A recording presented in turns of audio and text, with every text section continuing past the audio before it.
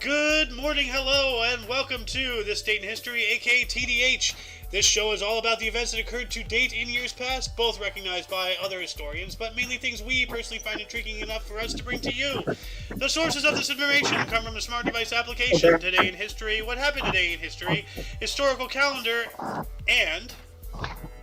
onthisday.com. Yep, the website. Sorry, onthisday.com. Yep. Yeah, the website. Anyway, for links to those sources, the music done by Carrera, and anything else potentially interesting, check the underbar in the description below. Anyway, I am Aoxander, and today I am joined by... MTM. And Protoblob. And who is Alice? Yep. Or don't smoke. Yeah, Or quit smoking. Quit or whatever. smoking. Quit Anyway, smoking. today is Saturn's Day, also known as Saturday, December 31st. I'm already in next year. What the hell? December 31st, 2022. Happy New Year's Eve, everyone. Happy New Year's Eve. Yes. I got my hat Happy here. New Year. So, even though my image is reversed, so it's like backwards. So if you can read backwards, you can see it says Happy New Year on my hat. Oh, we lost Alice. Anyway, let's move on up into the history today, shall we? Mr. Blobby Blobbus of the Blobberson Blob. Do you want to start us off in the year 192? All right. And in the year 192, we already have a crazy story for you. Oh yeah. Roman Emperor Commodus survives poisoning attempt by his mistress, only to be strangled in the bath in an assassination plot. Now this is the guy from that they utilized for the movie Gladiator, right? This was Commodus. I don't know. But he announced his intention to inaugurate the year 193 as both consul and gladiator on the 1st of January. Ah. So in November he had held plebeian games and shot hundreds of animals with arrows and javelins every morning and fought as a gladiator every afternoon, winning all the fights. That's an eventful time. Yeah. And Marcia, that's his mistress, she found a list of people Commodus intended to have executed, and he discovered that she, the prefect Laetus, and Eclectus were in it. So the three of them plotted to assassinate the emperor. And on the 31st of December, so what we talk about right now, Yep. Marcia poisoned Commodus' food, but he vomited up the poison, so the conspirators sent his wrestling partner Narcissus to strangle him in his bath. Well, that's not nice. Getting strangled by your wrestling partner? How rude. Yeah, and that's according to Wikipedia. Yep. So we will put it up in the underbar. Yep. I just have to quickly... Is it? Okay, And, now AO can put it up in the underbar, and I can continue on to the next entry. That is in the Yes. year 406. 80,000 Vandals, Alans, and Suebians crossed the Rhine at Mainz, beginning the invasion of Gallia. Ah. Gallia, is that Gaul or like I think it should be Gaul. let's But see here. no, the emperor the English Gaul. empire of the Gauls. I think it should be, but in Germany. Yeah. What is today Germany? Yeah, well, Gallia, or English Gaul, was a region of Western Europe during the Iron Age, occupied by present-day France, Belgium, and other neighboring countries. So it was Gaul. Yes. Yeah. All right. And in the year 1600, the British I messed that up. Sorry. The British East India Company was chartered. That means it was founded. Yes. And it became one of the most influential trading companies in the next few centuries. So I don't know why that's not highlighted, but I don't know either, but like my conspiracy mind is already racing to figure that out. But like I was just thinking, like you know, the whole military-industrial complex, like how there's no more world today. It's all corporations. Like, it's been like that for a lot longer than we think. Like the British East India Company and all these other companies were private companies, yes, but they operated within the parameters and, you know, like directly under the control of the government. So, like, the East India Company actually was, you know, as the name suggests, it was out in East India, and then the British utilized that as colonization. So instead of actually like sending armies and invading and stuff and, you know, whatnot, how they usually do, they just colonized through subversion and whatnot. Yeah. So Also, kind of like how China's, you know, doing that today with everything, and we've been doing that a lot too. You know, everybody does it. Doesn't mean it's right, but it's been going on for a long time. So. Also, if I sound a bit different today, it's because I use a headset because of the fireworks outside, so you don't have to hear it. Ah, yes, because it is 7 at night for you right now. I don't know why they're doing fireworks all night. That's strange. Well, Germany. Yeah, I guess they got to blow something up, and they've already tried twice and didn't work out so well. So now they're attacking the air. That's something they can actually hit. Oh my god.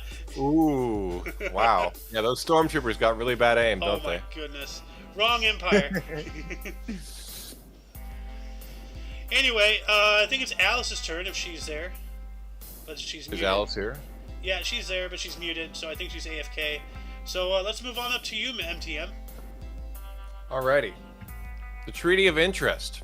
In 1621, Hungarian King Bethlen Gabor and Holy Roman Emperor Ferdinand II signed the Treaty of Mikulov. Ooh. Okay, what is the Treaty of Mikulov? Let's see, let's look that up here real quick. Treaty of Mikulov. The Peace of Nikolsburg, or Peace of Mikulov, signed on December 31st, 1621 in Nikolsburg, Moravia, now Mikulov in the Czech Republic, was a treaty which ended the war between Prince Gabriel Bethlen of Transylvania and Emperor Ferdinand II of the Holy Roman Empire. Huh. Alright. And as a lot of people, like, you know, they know, but they don't truly realize, like, just how many wars there were, like, you know, in Europe and Asia, you know, in Africa, like, you know, just still going on, like, you know, we all know about, like, you know, the big ones, you know, obviously World War I, World War II, Vietnam, Korea, you know, like, stuff in the Middle East and whatnot, but there's always these little wars, you know, sparkled everywhere, like, you know, like war confetti, I guess. So. Yeah, no one ever talks about the Battle of 1812 or 1814 anymore, it seems like. You know. Oh, yeah. That's becoming a footnote in history, even though we almost, like, you know, we almost took a fat L there. We lost our capital, and then they also burnt down Buffalo and New York, too. We spoke about that the other day. Yeah, and you know what's confusing? There was a war of 1812 also in Europe. Oh yeah, there was. That is true. Rocked my scissors again. Between France and Russia, so that's a bit confusing. Yeah, good old Napoleon. Moving on. In 1660, James II of England is named Duke of Normandy by Louis XIV of France. All right. And then we have another one in 1695 here. Oh, this one! I remember this one. This is annoying. I just added one in 1680, by the way. Oh, okay. I don't know if you 1680 found it interesting enough. Amsterdam Opera at Leidengrast opens. Is that how you pronounce that? Leidengrast? I think it's Leidsegra. Leidsegra. Okay. I'm sorry. Nobody can pronounce Dutch anyway, so don't worry. But then in 1695 here, we have a window tax was imposed in England, causing many shopkeepers to brick up their windows to avoid the tax. Yes, and I have looked into this, and I've spoken about this several times on the show. Window tax. Essentially, like, it was a property tax based on the number of windows in a house. It was a significant social, cultural, and architectural force in England, France, and Ireland during the 18th and 19th centuries. To avoid the tax, some houses from the period can be seen to have bricked up window spaces, ready to be glazed or reglazed at a later date. In England and Wales, it was introduced in 1696 and repealed in 155 years later in 1851. In France, it was established in 1798 and repealed in 1926. And in Scotland, it was from 1748 until 1798. So Scotland seemed to be the most sane people involving this. 1926. So France had a window tax during the First World War. What the hell? Like, that's strange. If you ever wondered why there's a window that leads to a brick wall, it was the other way around. The brick wall was built later. Oh. Yep. There. How's this hat for you? Oh, perfect. I love it. I absolutely love it. What is that? It's supposed to be a Mardi Gras hat, but you know, it's... But, you know, I was like, it's that or it's my Michael Jackson blue glitter one for New Year's. Yes. Why not both? Yeah. Exactly. See, Well, wear that, they'll be too. like, why is your hat so floppy? Just take it off. I have a hat under my hat. I have a hat under my hat. Thank you very much. Yeah, there we go. There's my New Year's cap. I can already see that being like a Vine video, like, because like you zoom the camera in a little bit, so you're like, I have a hat, zoom under my hat, you know, like. Yeah. We'll have to do one of those later. We'll make a hat joke later. I believe it is Alice's turn to take over. No, she'll go after me, and then we'll go to blog. Okay, sure. So, I but Yeah. I guess we can say that's Alice's hat trick. Hi-yo! Ew. So 1700. you gotta start putting on your hats at the camera for me now. This is the hat trick. In 1700, Frisia and Groningen adopted the Gregorian calendar. Tomorrow is the 12th of January in 1701. That's right, they always skip 12 days. Damn! And we also have in 1711, John Churchill, the first Duke of Marlborough, fired as English Army commander. And I think he was the father of Winston Churchill, or the grandfather. Let's see here. John Churchill, first Duke of Marlborough. Let me look this up here real quick. So he was the We're talking about first this Duke of Marlborough. That means he invented the cigarette. One would assume, yes. Well, we were talking about this yesterday, how some people have like similar, like the same last name, but they're actually like not related. Yeah. Remember? Yeah, it seems he is also not related to the cigarette. Yep. I'm just trying to see if he was Well, related I don't to... think that's spelled the same Oh, way. I think I froze. Because Marlboro is Marlboro. It ends with an O. I don't think it ends with a UGH. Yeah, Marlborough, Yeah. not Marlborough. Yeah, but they Marlboro. shortened that for the cigarette thing. I thought. Well, it says here that John Churchill, his father was Winston Churchill. Yeah. But a different Winston Churchill. So, yeah, so, I don't know, this is going to have to require some digging. So, I offer this as a challenge to the viewers. Yeah.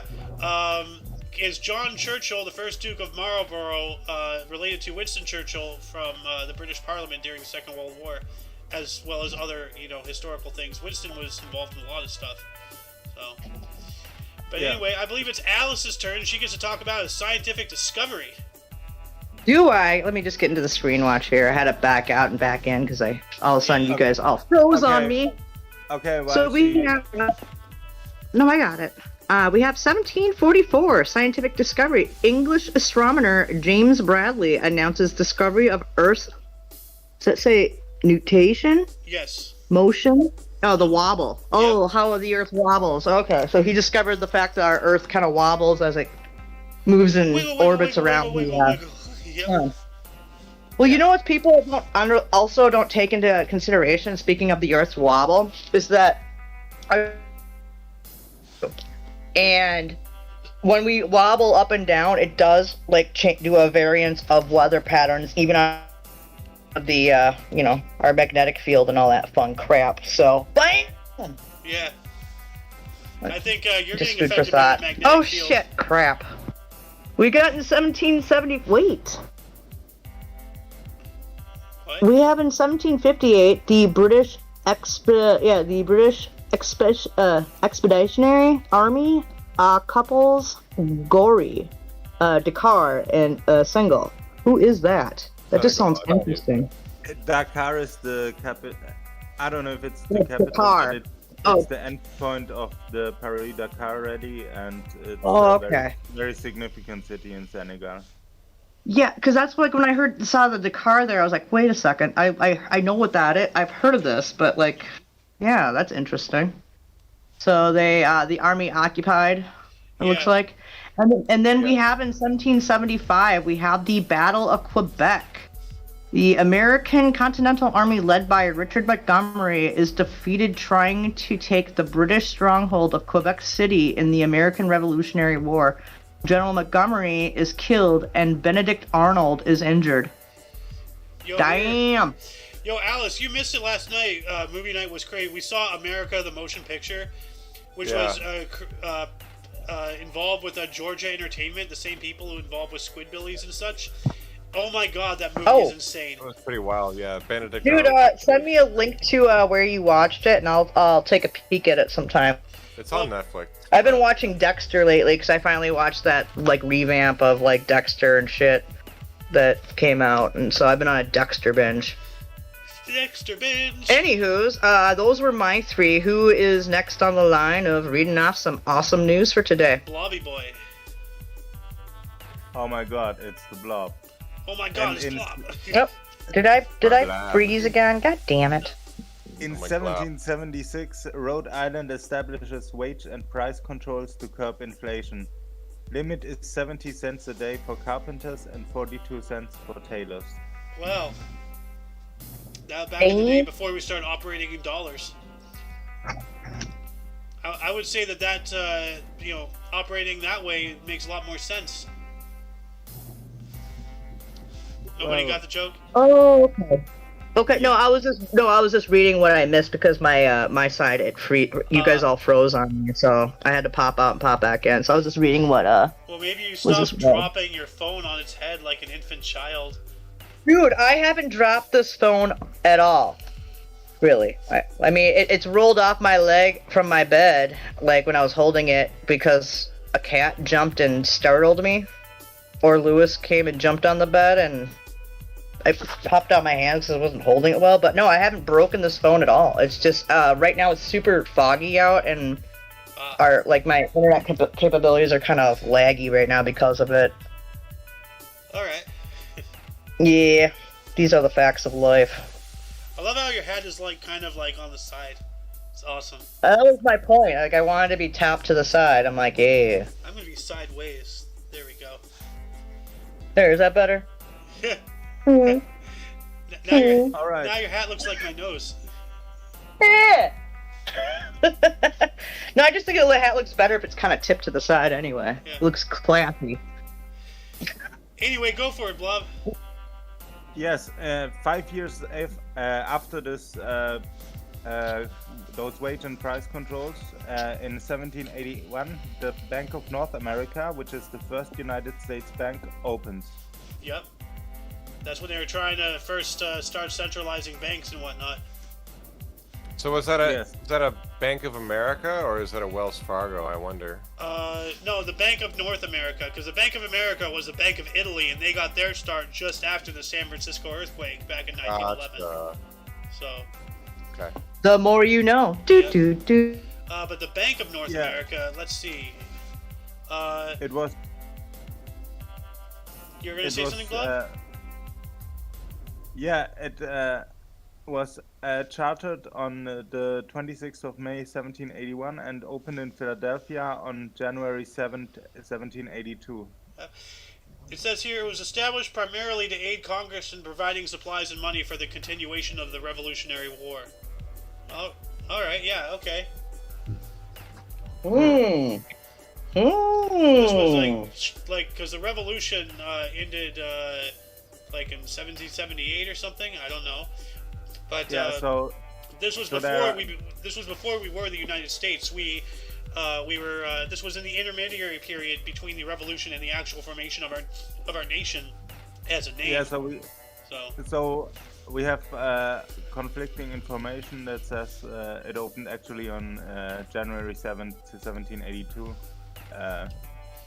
That's when it was opened. This is when it was chartered. It was founded. So this is when the idea was first presented. No, it was chartered in May. Oh. This is supposed to be when it opens, but...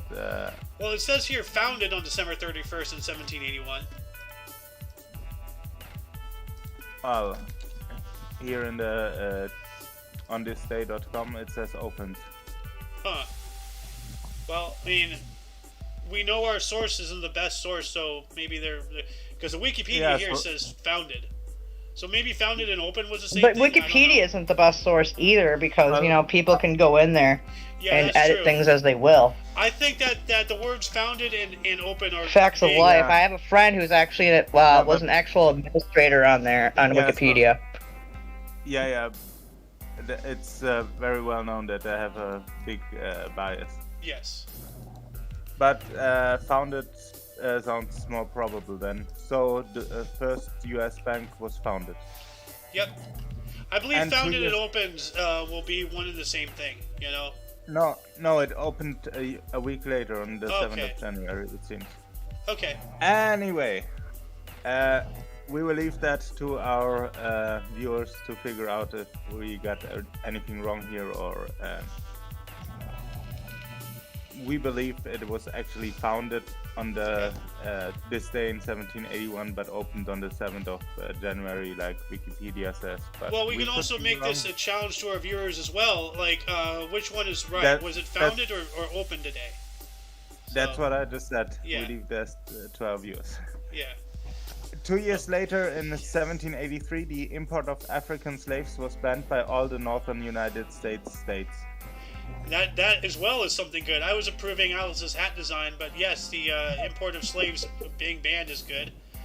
So I thought you'd like this with my sunglasses up too. Just makes it obvious there's a hat in the hat. Yes. It looks like a hot dog being thrown into a hallway, though. I don't think this is a tight fit. Sorry. Alice. Oh my God.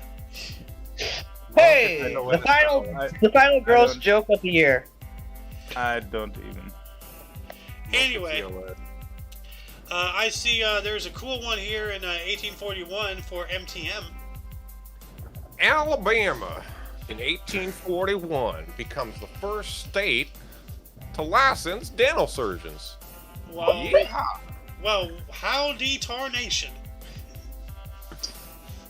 I think North Carolina, or my friend was telling me that North Carolina or Alabama was one of the first states to have a community college, actually. So I think you're right too. I think it was Alabama as well, because that's kind of ringing a bell right there.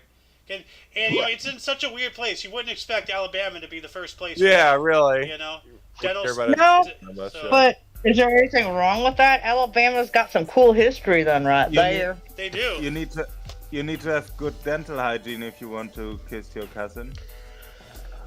Oh, come on! Monka TOS again, bro. Nobody likes bad breath. 1857, Queen Victoria chooses Ottawa as the new capital of Canada. Wow. Huh. I'm gonna post this in the Y silent with no context. It's just to confuse people. Oh yes. Oh, cheese and rice for F6. Hey, do you like how I G-rated myself there? Yep. I miss your other hat though. Yeah, it's gonna come back on, but I'm gonna go with don't smoke. I'm not smoking, but I'm smoking. Alright, and Uno Mas, Mr. MTM. I like the one about rainfall seems interesting and poignant too. 22,990 millimeters of rainfalls in Cherrapunja, Assam, and India in 1861, a world record. Holy crap! What year was that? 1861. Getting a lot of rainfall out here in California. 22,990 millimeters to inches is 905.1 inches. So let's see Wow. here. Let me bring out my calculator. So what was that? 905 divided by 12 equals 75.5 feet. Holy frick, dude. That sounds about right. Right. That's outrageous. Like, that's getting an entire ocean dumped on you. Yeah, yeah. 75 feet? Like, that's depth enough to start actually, like, you're gonna need, to ascend slowly. You know, the bends. Yeah. Like, the pressure. The bend. It makes sense since It's also a they're really below the good equator. album to Radiohead. The band. Huh. In 1862, President Abraham Lincoln signs Act admitting West Virginia to the Union. Almost. Damn. West Almost Virginia, heaven.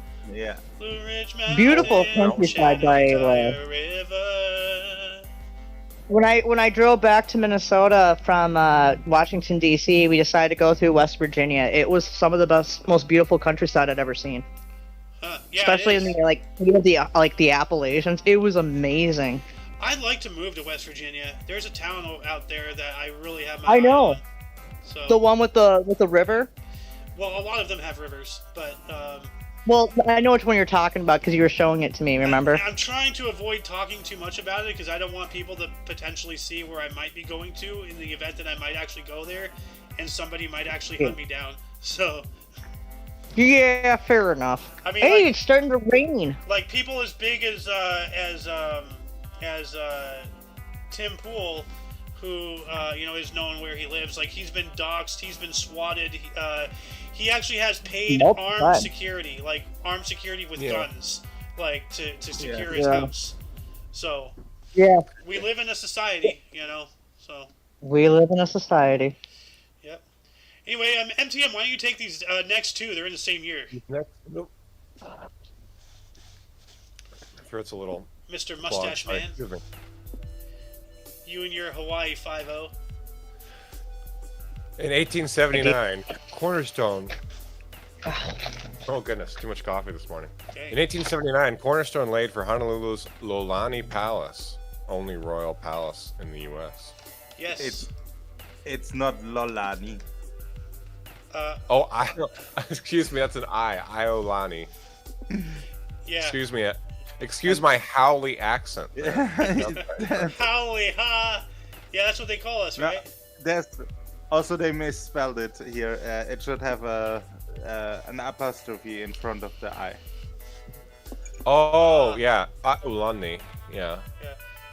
I'm looking at it right now. That's a really good looking palace. So, Beautiful. yeah. Aloha oi. Yep. And in 1879, Edison gives the first public demonstration of his incandescent lamp. I wonder who he stole that from. Yeah. Jeez. Maybe somebody who really likes pigeons. Who knows? Alice found the He's perfect wearing- way to wear her hats. Like, Yeah, kind fell in love with a pigeon. of. Nicholas Tesla. She fell in love with a pigeon. Well, no, remember if you ever watched Drunk History, they talk about Tesla falling in love with the guy's so drunk until he falls in love with a pigeon. I Yeah, have I- not seen I that got- show. Oh, it's the Tesla Drunk History. It's freaking hilarious, dude. I'm amazed you. That was pretty I great. swear to God, I've had you watch this. Probably, I do remember watching a couple episodes. It's just it's difficult to as a historian, you know me, I take history very near and dear to my heart. Seeing a bunch of people get plastered and stuff, which I probably do, honestly. But it's just difficult when you want to learn something and you see a bunch of people just giggling and carrying on. It's bro, I want to learn. Well, no, actually, he does tell real history and stuff, but he's just really drunk. Yeah. But then you never mind. We'll just talk about that another time, another day, another time. In 1897 here, Brooklyn's last day as a city, it was incorporated into New York City. Yep. It was, Aww. as one of the 5 boroughs. You know about that. Yep, the 5 boroughs. Yeah. It was Yeah, incorporated, which comes into effect the next day on January 1st, 1898. So. But then we also have 1901. In the first election under their new constitution, Cuba elected a Congress and their first president, Thomas Estrada Palma. Huh. That's pretty cool. Yeah. And 3 years later, 1904, the first New Year's Eve celebration was held in Times Square, New York City. Did it? Oh. What year? 1901? Yep, 1904. Oh, so 1904. Oh, so it'll be 100 years in a year? No, Technically, it's well, 2 years. Well, you know what I mean. 120 years in 2 years. Oh, 120. Oh, yeah, 04. Yeah, I'm sorry. My brain. Can't math. It makes me wonder sometimes how you get a correct till when you count out at the end of the day. Oh, you know what? Magic. I'm just kidding. No, Yeah. no. Actually, I'm good at counting. It's just not with sometimes my subtraction gets a little wonky every once in a while. Addition is easier for me, but Yeah. Well, addition's always the easiest. So. yeah, yeah. But and this was a question on my mind. I was actually going to look this up, but Blob gets to answer it in 1907 here. Yes, in 1907, in 1907, for the first time, a ball drops at Times Square to signal the new year. All right. Damn. Yeah. Alice infected me with her, My mathing. with hurting the brain. Yes. Yeah, with the mathing. Sorry. In 1907, Gustav Mahler conducts the Metropolitan Opera in New York City. Huh. All right. Cool. He looks familiar. And we have a woman we talked about before on the show. In 1911, Marie Curie received her second Nobel Prize, this time in chemistry, for her work with radioactivity. Yeah, Mary Curie and her husband. Kind of funny, how I don't remember the male's name, but Who is her husband? I don't remember. But Oh, she. Pierre Curie. Pierre? What was it? Pierre Curie. Ah, She married him, Maria Sklodowska, that was her birth name. Married him on the 26th of July, 1895 in Gauron. huh. Well, I see one And here that, if you don't mind. In 1898, they discovered radium, and then did a few more discoveries with radioactivity. Yep. All right, your turn then. No, I was going to say, Blob, if you don't mind, can you talk about this 1910 one here, especially with Little Miss Smoker? All right. But then we have to talk about the later ones also in that series. Yeah. In 1910, the United States tobacco industry produced 9 billion cigarettes in 1910. 9 billion? Wow. I smoked that in one day. It sells itself. They don't even need to advertise it anymore, dude. Yeah, 9 billion cigarettes, that's like a daily Yeah, I'm dose sure- of our former Chancellor Helmut Schmidt also. That's almost as much as 9 billion in one. Well, can we find out how many cigarettes are produced per year now? No. Produced. No. How many cigarettes we will- produced each year? We Yeah. operate from PMI, Philip Morris International. They produce over 700 billion cigarettes every year between 38 production facilities. Holy crap, dude. Yeah, to 1 billion to 37 billion. I knew there was going to be a big jump. No, 700 billion, Alice. Oh, 700 billion? Between Oh, 38 geez. between 38 production facilities. Jesus. I know. That's a lot of cigarettes. By the way, I'm rating a facility. I'm just kidding. By the way, for comparison, also in 1901, it was 3.5 billion cigarettes that were sold in the United States. Dang. Damn. So that had tripled within a decade. Yeah, that's when people were actually like all smoking. Like it was illegal not to smoke back then. Yeah, well, like as that one Family Guy skit, like back in the 40s, apparently they put cigarettes in their sandwiches. Yeah. Yeah. Ew. Yeah.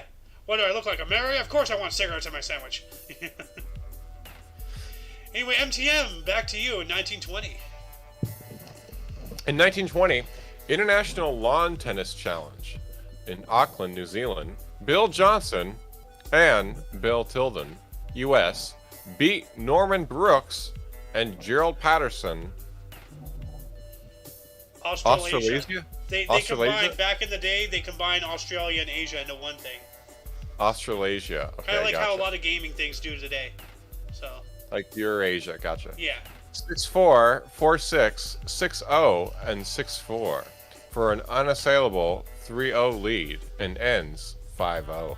Damn. So not only did they get unassailable, but they scored 2 more points just to be like, screw you, we are undefeated, and we're gonna rub it in your face. So, god dang, man. And ooh, this is interesting here. By the way, the cigarette 19 sales decline currently Oh, good. since Oh, 20 yeah. years. Or good old. Vaping, Actually, yeah. no. Who was it who had the electric kazoo? That was the other guy. I forgot his name. Sorry. Anyway, I think the story right above this is quite interesting too. The last San Francisco fire horses retired. oh So- yeah, They're moving towards using engines instead of horses. yeah, Pretty cool. yeah. Better for the safety of people.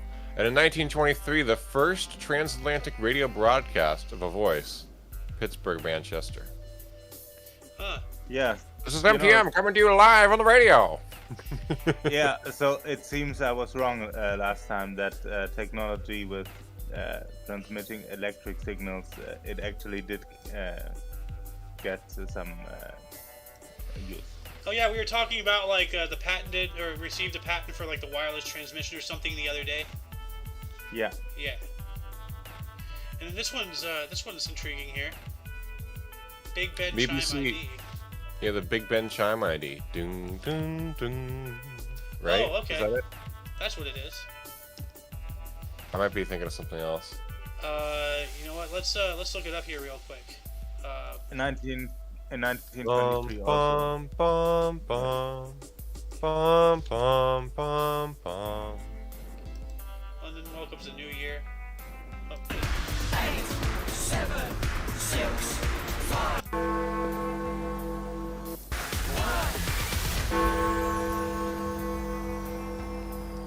Big Ben Chime ID. Hold on, let me look for an actual thing.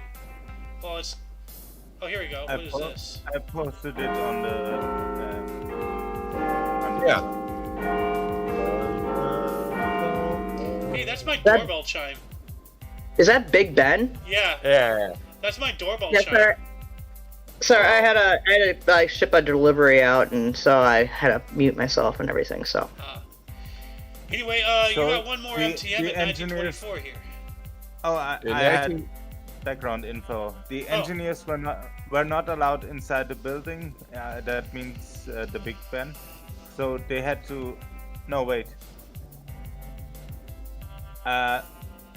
So they had to access the clock tower anyway, which houses Big Ben and the 4 other bells. I don't see what building they could not enter.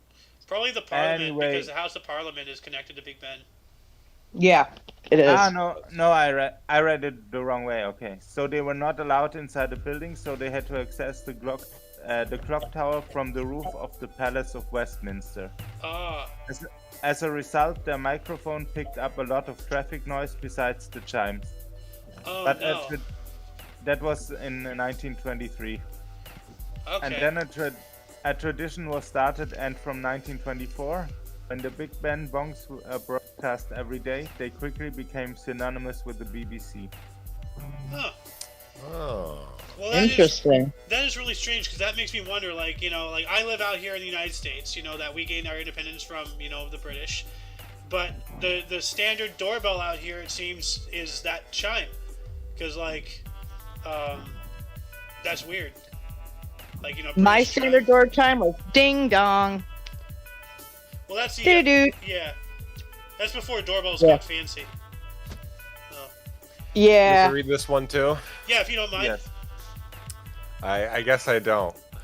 1924, Italian fascist Mussolini orders the suppression of opposition newspapers. Ah, A little known fact about Mussolini: he was an editor for a socialist newspaper. So that seems a little not cool. He's suppressing other newspapers.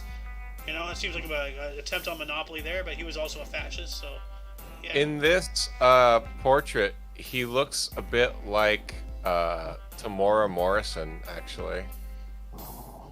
I guess I don't know who that is. He's the actor who plays Jango Fett. Ah. What? Oh, like in the revamp, or are you talking about? No, that's Boba Fett in the old one. Yeah. I guess. I mean, his jaw is a little more square, but I mean, his isn't jaw's he a little also more square. Italian? No, he's Maori. He's like New Zealander. He's a Maori. Oh, Oh, New Zealand. Yeah, that's right. Okay. Huh. Oh yeah, got it. He knows. Just got back from banning a newspaper I don't like. Ooh, Fight Beans makeup. In 1929, we have a encyclical here. Pope Pius XI published encyclical Divini Ilius Magistri. So, what the heck does that even mean? Let's look this up here. Where are you? We are in 1929. So, Here. you got a link for us, Lub? In a moment. Well, it says here from the Vatican itself, it's representative on earth of that divine master who, while embracing in the immensity of his love in all mankind, even unworthy sinners, showed nevertheless a special tenderness and affection for children, and expressed himself in those singularly touching words, quote, "Suffer the little children who come unto me, we also on every occasion have endeavored to show the predilection wholly paternal which we bear towards them, particularly by our assiduous care and timely instructions with reference to the Christian education of youth," end quote. Something like that. Speaking of the Vatican, we have a death that just happened today. So. Oh, today? Yeah, we do. Yeah, today. I got a notification before I went to work this morning of, I'm just going to say it now, Pope Benedict, the guy that decided to not be Pope anymore, he passed away today at 95 years old. Snap. Oh, yeah. Yeah. Huh. Our previous Pope, yeah, he died this morning. So. Well, rest in peace. Yeah. So. That's a death. Wow. Yep. Anywho, let's move on anyway. Moving on up into 19... yeah, I wanted to say, where is it here? Written between the two world wars and at the beginning of modernity, the document, that's the Divini Ilius Magistri, tackles various topics about Catholic education. Pius XI states that the document aims to summarize its main principles, throw full light on its important conclusions, and point out its practical applications. Huh. Well, all right then. There. Okay. We also have, There you go. in 1944, during the Second World War, talking about between two world wars. You missed 1930. Oh, I'm sorry. The second one. I don't see it on here in your DM. The second one in 1930. Second one? Oh, yeah. 1930, U.S. tobacco industry produced 123 billion cigarettes in 1930. Good lord. Jesus. That's a lot of cigarettes. I smoked those all in one day. That's not healthy, Alice. That's probably why your neighbor is telling you to quit smoking, you doof. So. Yeah, you're only allowed to smoke that many cigarettes if you're like a jazz musician. Or a pilot or something. Or a pilot, what to say I don't play or jazz? Or a traffic controller, yeah. I missed Well, one. who's to say that I don't play jazz and I'm not an air traffic controller as well, huh? It's like the most stressful job in the States, actually. It's like has the highest suicide rate job of all the jobs. No, actually, it's dentists that were. Really? Unless it's... Yeah, it's dentists. looking into people's mouths all day long. No, the highest suicidal rate is actually within dentists. Yeah, because they And cause a maybe lot of orthodontists. pain to people, and it's really emotionally destructive, constantly causing even though at the end it's going to be good for them to be the one to put them through all that hell, it is Really just part of it. distraughting, I missed- But no, it's actually dentists. Yeah. Actually, I missed one. Dentists are more scared of you. Let's see here. Images. Yeah. Oh, I don't want to see. Oh. Oh my Trust me, god. dentists are just as scared of you as you are of them. Can we- Oh That's my great. god. Hell no. What kind of a abysmal monster is that? But let's move on up here. 1934. Oh, Helen oh, Rickey. can we add? Oh yeah, that's what I wanted to say. 34 and 35 also. All right, I will take those two. 1934, we have Helen Rickey became the first woman pilot on an animal transport. That's cool. No, airmail, not animal. Airmail. Airmail transport. Okay, well that's cool. Did you know at one point we were experimenting with rocket mail?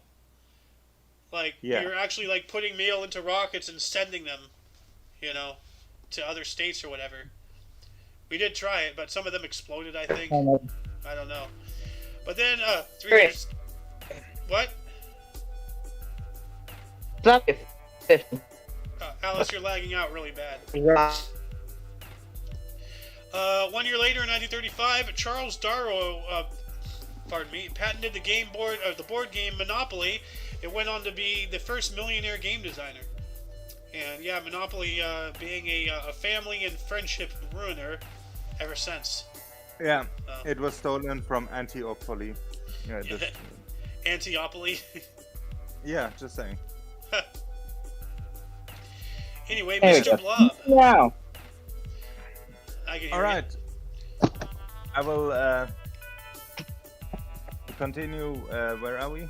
I think 45 now. Okay. 1944. 45. Yeah. I already did the Hungary, I think. No, I didn't, Oh, actually. okay. Sorry. Oh, you were not hungry enough.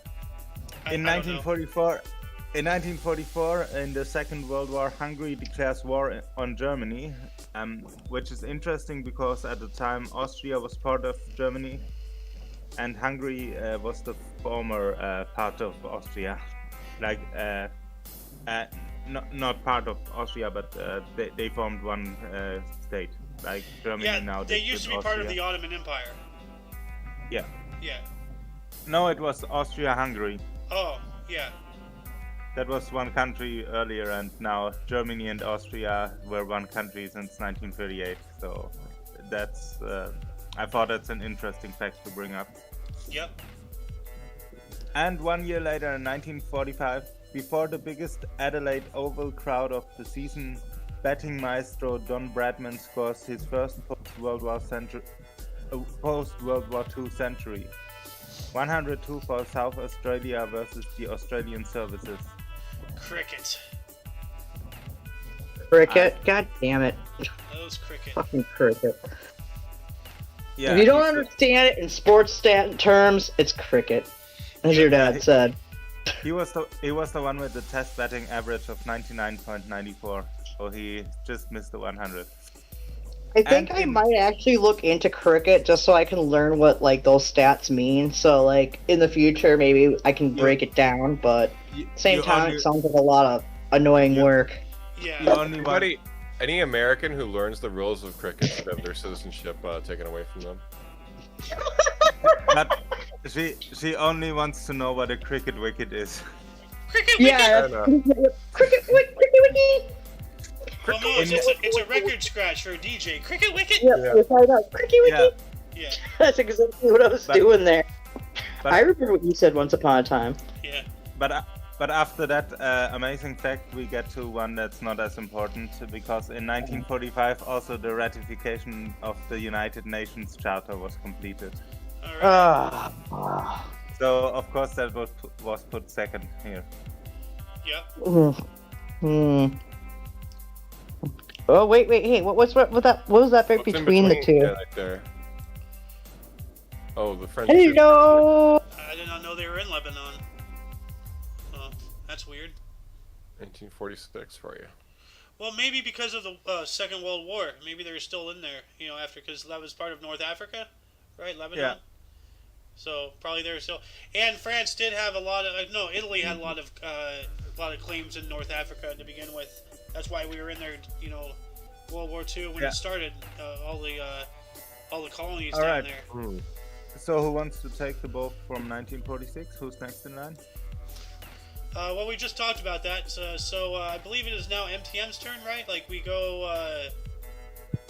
From me to. U.S. President Harry Truman in 1946 officially proclaims the end of World War II. All right. WWII. Yep. World War II. Yep. In sports history, American thoroughbred jockeys Bill Shoemaker and Joe Colon in 1950 end the year tied, leading the nation with a record 388 wins. Wow. Dang. Wow. Nice. Good job. Yep. Ooh, this is interesting.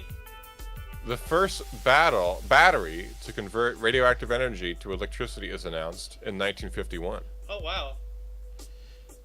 That's That pretty sounds OP. interesting. Yeah. Yeah. Then, got some sports history here for you. 1952, Danny Nardico, I hope I'm saying that right, stops former world middleweight champion Jake LaMotta in 7 rounds in a light heavyweight non-title bout in Coral Gables, Florida. LaMotta is knocked down for the first time for the only time in his career.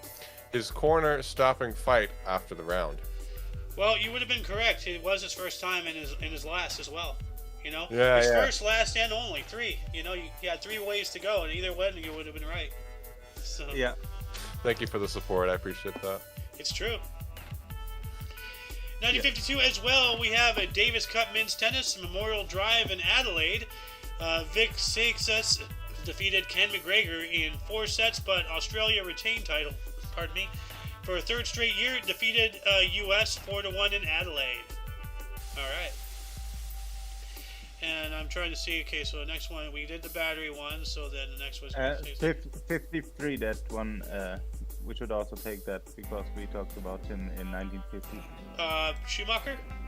Yes. 1953, Bill Schumacher shattered his record, riding 485 winners in a year. Holy crap! So that's more than 2 per day. It's 365 days in a year. So I wonder how many races. Maybe some days he did 3, 4, 5 races. That's a lot. So. And he won them all. Yeah. Dang. We also have in 1955, the Government Motors Corporation became the first U.S. corporation to make over $1 billion in U.S. dollars in a year. Yeah, because of their ties with the U.S. government. General Motors, Government Motors. So, I believe it is now Alice's turn. If she's And there. maybe it's your turn to do the split soon. Oh, that's right. I should do the split. Good job. Welcome to part 2. We're gonna reset our turns. So let's have Blob go first, and then Alice, MTM, and then me. If that sounds cool with everybody. Sure. All right. In 1958, Bill Schumacher was the first jockey to win the National Riding Championship 4 times. Dang, this is turning into the Bill Schumacher show. Yes.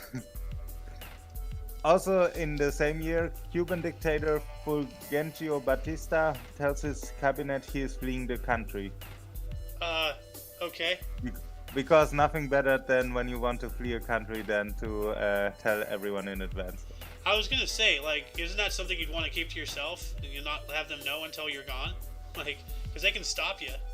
I mean, all they gotta do is grab his hat. Look at the size of that thing. Yeah. And in 1961, the Marshall Plan expires after distributing more than $12 billion. What was the Marshall Plan? That was the plan to rebuild Germany. Oh. Okay, so it expires. So this is the end of it. After $12 billion to rebuild Germany. Wow. Well, it was actually to Western Europe, it seems. But of course, I only know it from Germany. Yeah. You have one more, right? Oh, I thought I did 3, Oh. but I can do one more. All In right. 1961, the National Football League NFL Championship in the City Stadium, Green Bay. The Green Bay Packers shut out the New York Giants 37-0. The first of 5 NFL titles won in 7 seasons spanned by Packers and head coach Vince Lombardi. Wow, they creamed them. 37 Yeah. none. Wow. That's That's, drumming right there. That's complete destruction. Yes. Alice, are you there? Alice Staples. Pam Poovey, quit smoking. I guess she's not there. MTM, do you want to tell us about 61 here? Yes, in 1961, the Beach Boys played their debut gig under that same name. And they get around, round, round, round. They get around. They get around. Get around. Great group. My Brian dad Wilson. saw the Beach Boys live. They performed at his high school once. And what's funny, he tells the story better, but apparently, nobody was buying tickets, so they sent out a headhunter to just gather random people, just to try to garner some kind of interest. And Dad was one of those people. He was just in the audience, just not having a good time, and they weren't having a good time either because they didn't sell shit. And there's only half a dozen people in the audience, and it was awful. Gotta start somewhere. Yep. 1962, the Match Game debuts on NBC with host Gene Rayburn. All right. Sorry, I didn't mean to highlight that. I was just Oh, doing okay. random shit. He's scrolling. I'm sorry. Yeah. I was like, why did he highlight that? It's not a very interesting story. Yeah. Sorry, it's a habit. I just kind of. Oh, I have to talk about the next event. You missed the No, 1961. Jerry Garcia. Which one? Scroll down one more. 1961. 63. Jerry Garcia and Bob Weir play music together for the first time at Dana Morgan's music store in Palo Alto, California. Wow. Oh, nice. I've seen that. Palo Alto, huh? That's when they started? I didn't know that, actually. Apparently. Let me look it up where that is. Actually, we missed multiple now. 62. The U.S. or the American Basketball League announced suspension of operation. Probably because they got sucked into the NBA. So. Then we also have 1963. The Dear Abby show premiered on CBS radio, ran for 11 years. All right, Dear Abby. It's the precursor to Ask Ashley. Anybody remember that? Or Dear Ashley? No. From All That. Dear Ashley, that's me. I don't remember. I guess this might have been before your time. I don't know. Yeah, maybe so. What year were you born in MTM? 93. Okay, yeah, you would have missed all of early Nickelodeon. So, Wait, you're younger than I am? well, both Yep. of us are. The only one Oh. older than you here is Alice, and she's not even here to defend herself. Man, I guess she's all of our old lady. Yeah. man, and look how sexy he looks, and he's 7 years younger than me. Damn. That's why I mean- Oh shit! Got him. Shots fired. High five. Okay. Anyway, let's see here. 1966, the Monkees, I'm a Believer, hit #1 and stayed there for 3 weeks. Cool. We were talking about the Monkees yesterday. No, I'm a believer. I didn't leave her, but I tried. You read that as 3 weeks? It's 7 weeks. 7. Did I read it as 3? Yeah, I heard 3 there. Oh, I probably said my brain is just not braining today because I am honestly, I am intimidated by the project I made a week ago. We're gonna do that 10-hour stream today, or at least it's gonna be 10 hours Yeah. for me. So I'm Right, just kind of right. I see. But anyway, let's get back to Blob here. Oh, I thought maybe you wanted also to talk about your favorite sportscaster first. My favorite But sportscaster? I can, Okay, I can take but it. I can do it if you want. I'll go for it. Yeah, okay. Okay, then I'll do it. We have sports history in 1967. Actually, we talk about John Madden as a coach and sportscaster here. He was probably coach at that event. The AFL Championship in Coliseum in Oakland. The Oakland Raiders beat Houston Oilers with 47. That's 40 points for the Oakland Raiders, and Houston Oilers got 7 points. Yep. George Bland's 4 field goals for George Blanda 4 field goals for Raiders in club's first AFL championship. Well, all right. That's still And a pretty good kicking there, 40-7. Yeesh. And in 1967, you pronounced the name because I would say Evil Knievel again, and you told me that's wrong. Say it. I'm gonna do this too.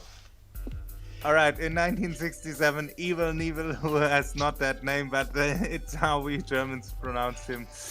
He fails in his attempt. There she is. I'm back. fails- Yeah.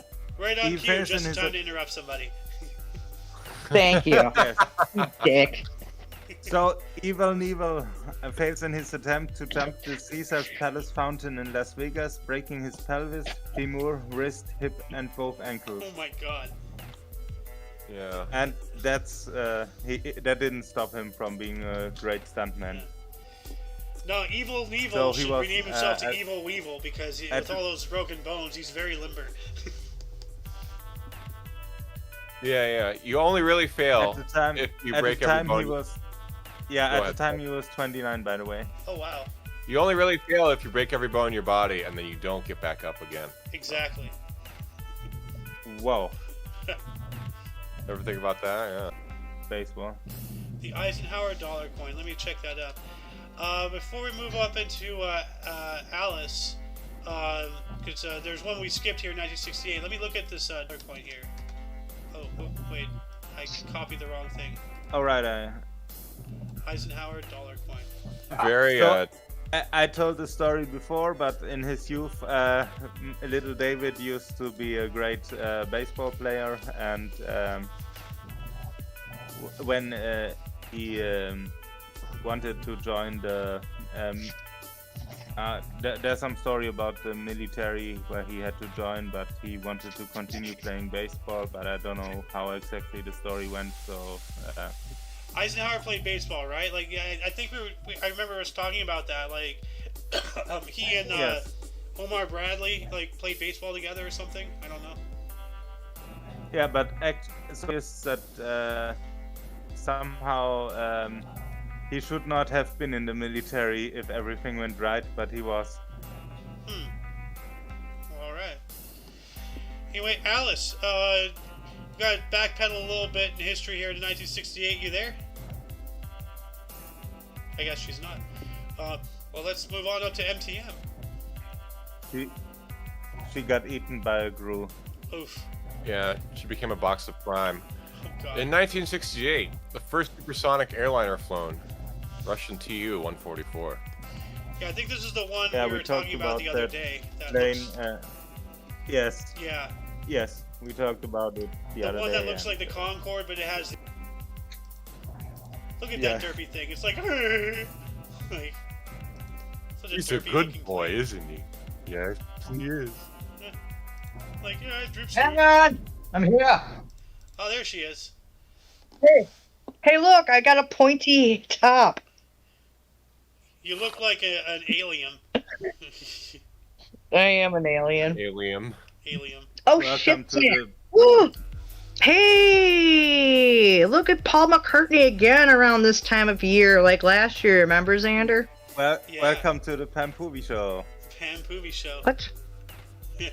I am not making a Pam Poovy show. You should make a Pam Poovy show. Today, the 10 best hats. Yeah. I only got 2. Hey, I got one for my partner in crime. Anyway, so we got in 1970 here. We got Paul McCartney files a lawsuit to dissolve the Beatles. What? Yeah, Wow. I just We talked watched about it. it. No, we talked about it yesterday. Oh yeah. Yeah. So the thing from yesterday was 4 years after this lawsuit. Okay. Yeah, that's right. 1974. Yeah. Yesterday, the Beatles officially dissolved. So he won. It sounds like. 4 years Yeah. after the suit Yep. was. Hey, look at what I'm doing. I see. You're being a This is a loony fun bin. hat. All right. We also have. Yeah. Well, we. God damn it! I can't read now. All right. So we also have in 1972 we have an Australian Open women's tennis.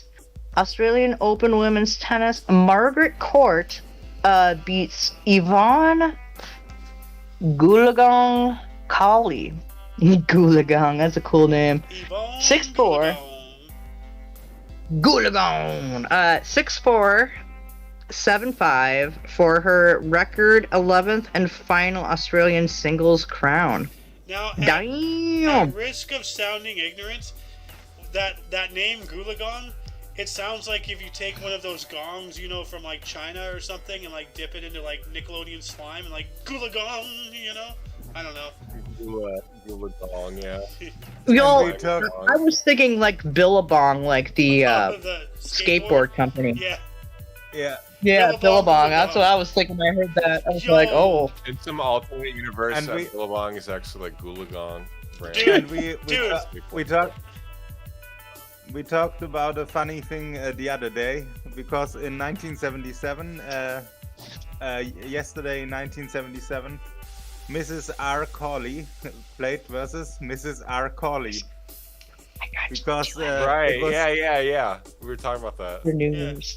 it was I decided that for cool. it was Like the a lady cool- from here beating her fellow Australian Helen Cawley, who Oh both yeah, the two collies. had married the same guy Yeah. We're doing this apparently, now. or something like that.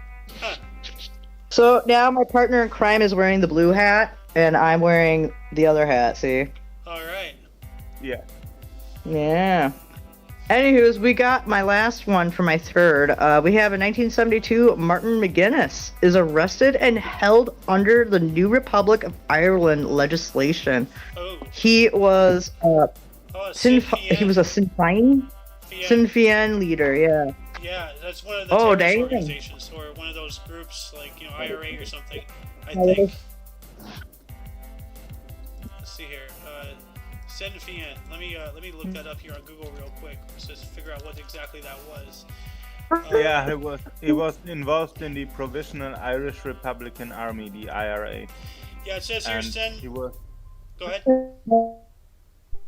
he was second in command for Derry and was convicted in 1973 after being arrested near a car containing explosive and nearly 5,000 rounds of ammunition. Oh God, that's not good. No.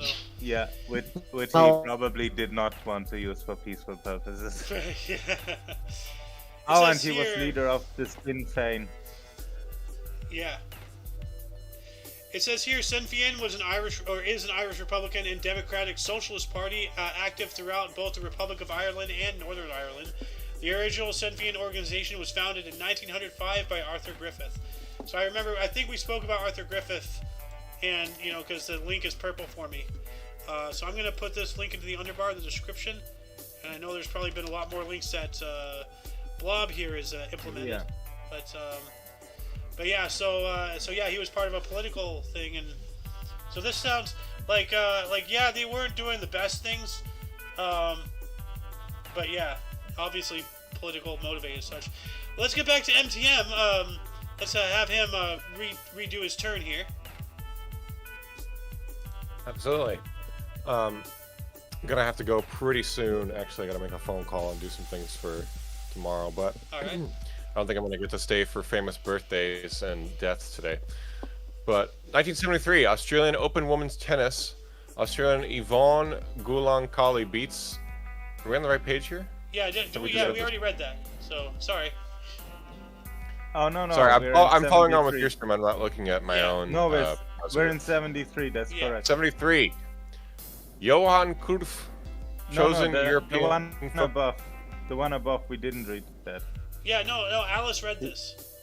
I think, didn't she? No, that was 72. Oh, That was 72. I am so confused.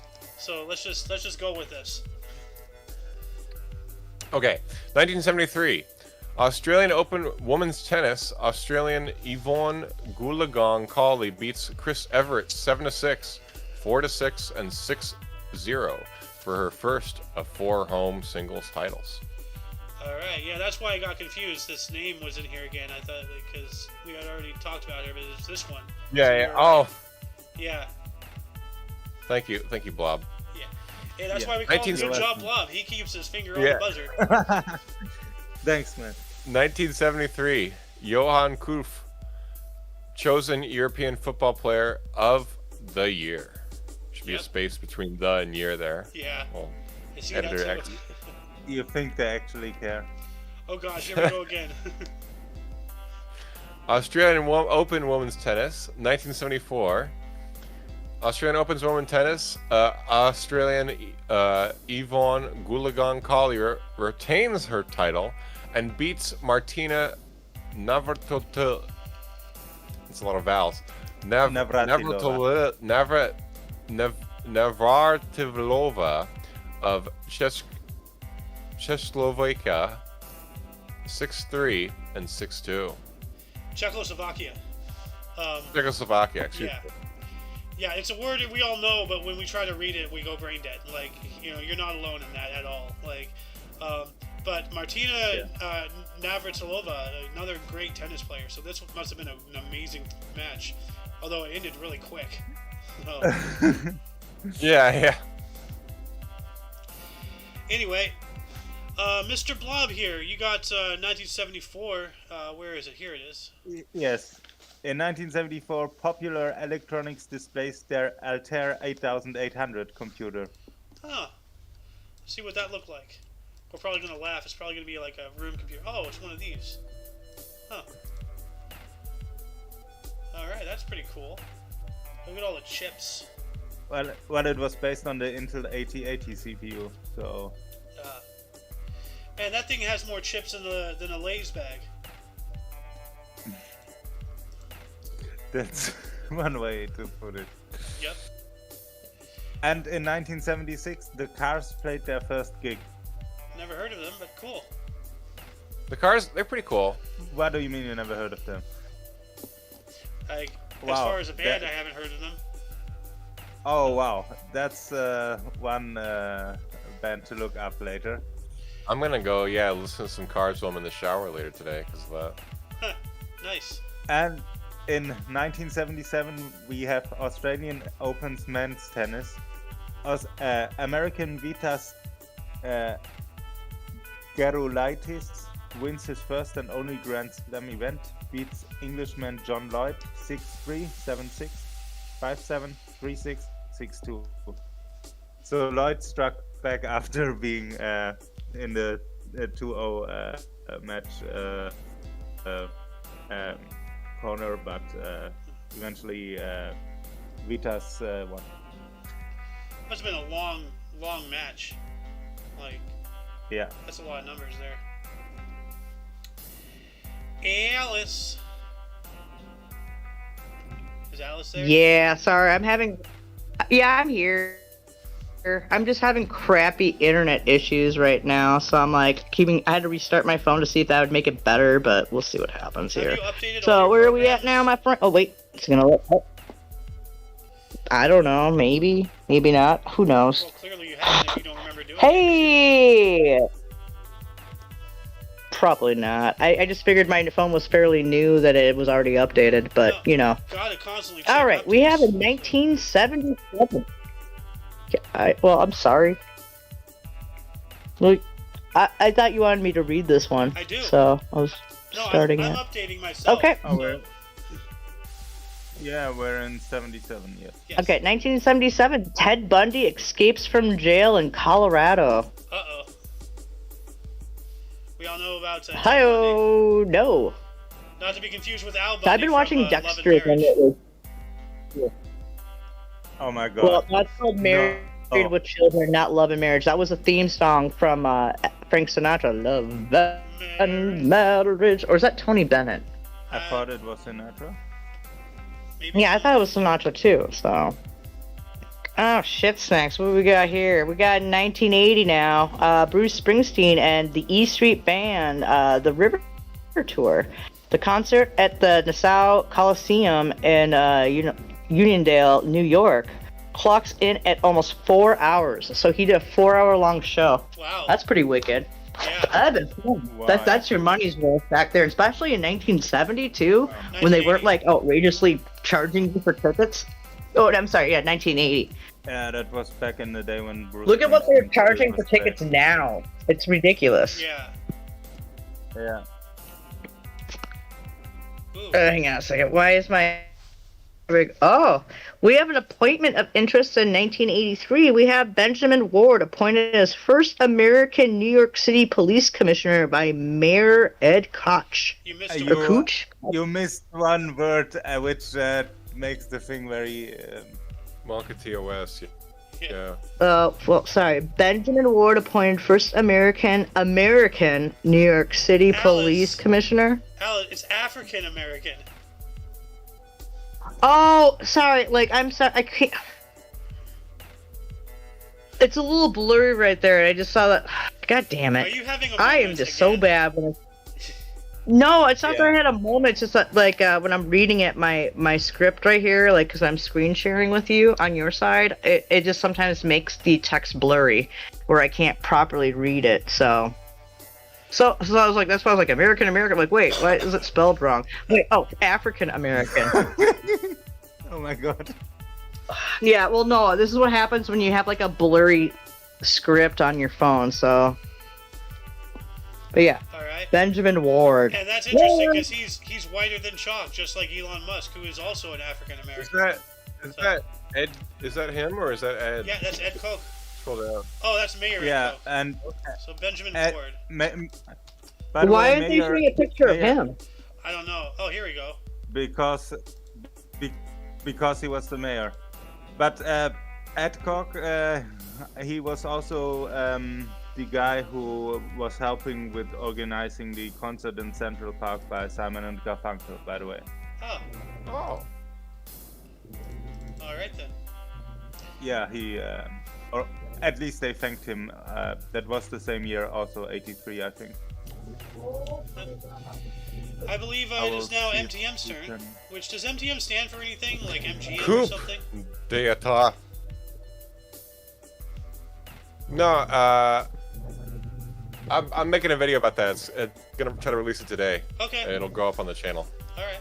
It's a English hieroglyphics actually, Oh, okay. representation of something.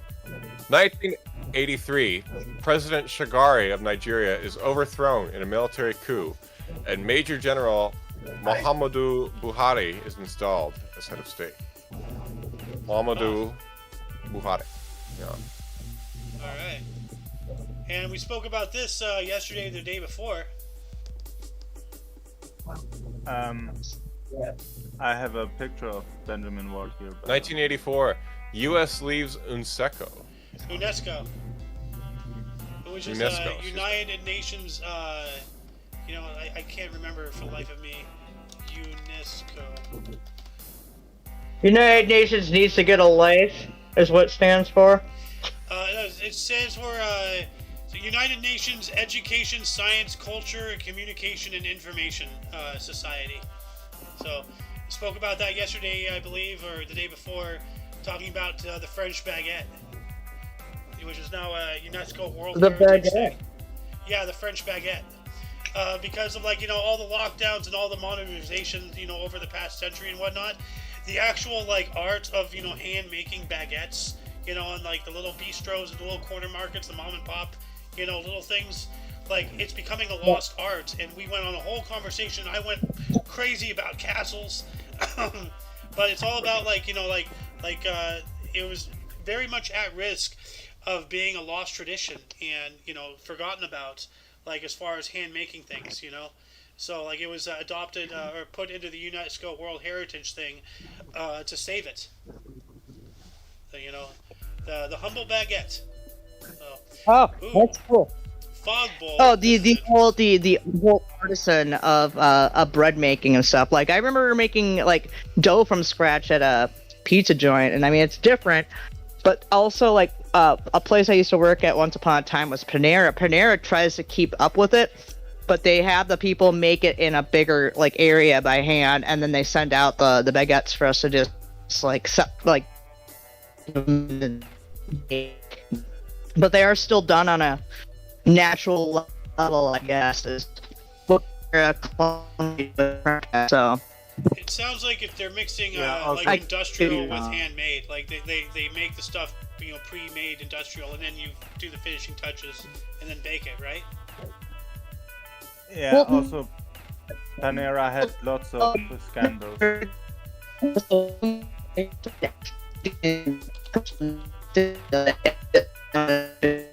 And we were just joined by GLaDOS.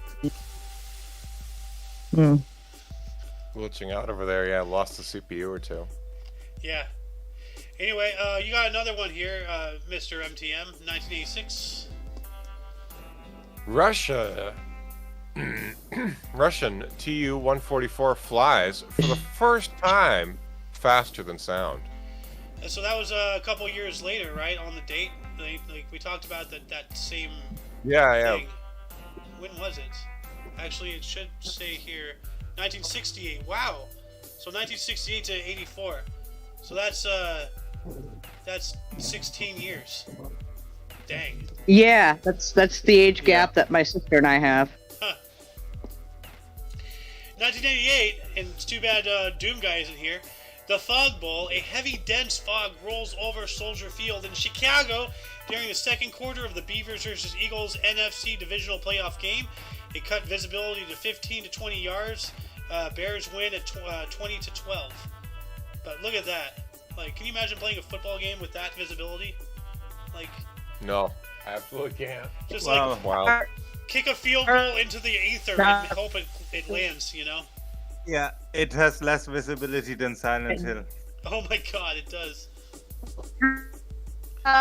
Yo, Alice, you're glitching out really bad. Like, all we hear is electronic noises. You sound like an electric kazoo. Yep, robot. 1988, we also have Pittsburgh NHL center Mario Lemieux accounted for all of his team's goals in the Penguins' 8-6 win over the New Jersey Devils. Famously scored 5 goals each in a different way, even strength, power play, shorthand, penalty shot, and empty net. Also 3 assists. Dang. Variety guy. That's incredible. Yeah. Yes. Then we also have 1989, Me and My Girl closed at Marquee Theater, New York City after 1,420 performances. Holy crap. 1,420. Yeah, I thought that's a lot of performances. 420, smoke them. Oh. That awesome. By the way, which reminds me, at the 7 hours into our long live stream today, somebody needs to remind me that I gotta take a hit live on air at the 7-hour mark, because that is 420 minutes. Oh my god. I did the math. 420 minutes is 7 hours. So, but then, okay. Let's go back to Blob here, 1989. All right. In 1989, jockey Kent Desormeaux sets a record with 598 wins in a year. Wow. There's a lot more horse racing than I can even imagine. Like, and it's completely insane, apparently. Now we are up to nearly 600. Yeah, that's like almost average 2 races a day. So I hope it's not all on the same horse, or otherwise that's one big animal abuse. I don't know. That poor horse. Oh yeah. Yep. In 1993, Barbra Streisand performed her first public concert in 20 years before a sellout crowd of over 25,000 at the MGM Grand Garden Arena in Las Vegas, Nevada. Don't you mean crows? Sold out to a bunch of crows? No. Spelling I don't know. Those crows are pretty smart, man. I don't know. Maybe they really like that Barbra Streisand. Yeah. I mean, that's how they made the air photos in the 2000s. That's how the term Streisand effect came to pass. Oh my goodness. Yeah. It was actually a big murder of crows. Well, this one's interesting, Mr. Blob. If you want to take this 94, the snowless one. All right, we have the first snowless December in Baltimore, Maryland, December 1994. Dang. I lagged out for a second, and Blob, you were super fast on my end. So, but I can hear everything. Just a little bit fast. All right. Also in 1994, we have two more interesting ones. The anti-apartheid group of Netherlands, AABN, was disbanding. And the date, the 31st of December, is skipped altogether in Kiribati as the Phoenix Islands and Line Islands change time zones from UTC-11 to UTC+11 13. and UTC-10 to UTC. Oh yeah, UTC+13. That's again. The Phoenix Islands changed the time zone from UTC-11 to UTC+13, and the Line Islands changed the time zones from UTC-10 to UTC+14. Now we got it. Time zones are weird. Like, there's a lot out there that actually have 30-minute discrepancies rather than the whole hour. Yeah. Newfoundland and California actually have like a 30-minute time discrepancy. It's kind of weird. It's not California. It's Arizona, I believe. Arizona, sorry. Yeah. Yeah. Yeah, it's weird. Like, my half-brother is a half hour ahead of me. So, it's already almost noon for him. It's 11:30 over here. So he's your half-hour brother. My half-hour brother. It's your half-hour brother. My half-hour brother. Who's also my nephew, legally. So, anyway. Didn't know you were in Alabama. No. But Bruh. I was born in Tennessee. That's close. Let's continue, I think. Yep. Anyway, 1995, we have cartoonist Bill Watterson ended his Calvin and Hobbes comic strip after 10 years. That's sad. Believing he had achieved all he could do in the medium. I mean, better to go out on your own terms than to try to keep milking the cow. But Calvin and Hobbes, I was never much of a comic guy, but Calvin and Hobbes, I love that. So me. So. Everything that can be invented has been invented. Yep. And there was also, like, speaking of comics, there was this comic called Zits that I used to read in the Sunday newspaper every day. Great. Yeah. And but it wasn't Zits that I was thinking about. It was this other one. I forgot what it was called, but the comic was about these parents with their two kids, and this one specific panel I'm trying to remember is like it showed the garage just full of toys, full of crap and everything, and then the kids were like, "Oh, I wonder what we're getting for Christmas this year." It's like, bro, you have a garage of stuff. Like, you're good. Can you talk about Baby Blues? Yes, Baby Blues. Thank you. I was a big comic guy back in the day. You remember Mama? Who? Mama? Like that short old lady who always let's see if I can find it. Mama Comics. Mama comic? Yeah, this one here. Short lady. No. Yeah. I never saw this. Mama. I love those. Mama. Oh. Rip Mama. Yeah. Mama Osama. Anyway, 1997 here we have Microsoft. Actually, I'll leave that. Microcypher. Microsoft. Blah, blah, blah. I had a brain fart there. 1997, Intel cuts price of the Pentium 2 233 MHz from $401 to $268. Okay, that's a pretty good drop. Ooh. Yeah. Pretty big drop, yeah. Yeah. And then I believe MTM, did we skip you? I don't know, but with Alice popping in and out, it really screwed up my system. Yeah. So. Microsoft buys Hotmail email service for $400 million and relaunches it as MSN Hotmail. Ooh. It's the price of doing business. Yeah. Yeah. No, not that You one. get bought by Microsoft. Yeah. South Africa and U.S. surgeons separate Zambian Siamese twins joined at the head in 1997. Oh, wow, nice. That's crazy. Yeah. You always hear about these very extreme medical cases coming out of Africa. It's kind of fascinating. It wasn't like the first successful. When was the first successful separation of conjoined twins? 1689. Like, that's a long time ago. Yeah. I think we had that on the show actually. We did. Yeah, no, that's why I was looking it up, because I remember we were talking about a conjoined twin, so it's like, the first separation successfully was like a hell of a long time ago. It's very surprising. There was this other crazy story about this woman who was pregnant for like 17 or 18 months. Oh my god. Because her in Africa, her fetus was in the wrong place.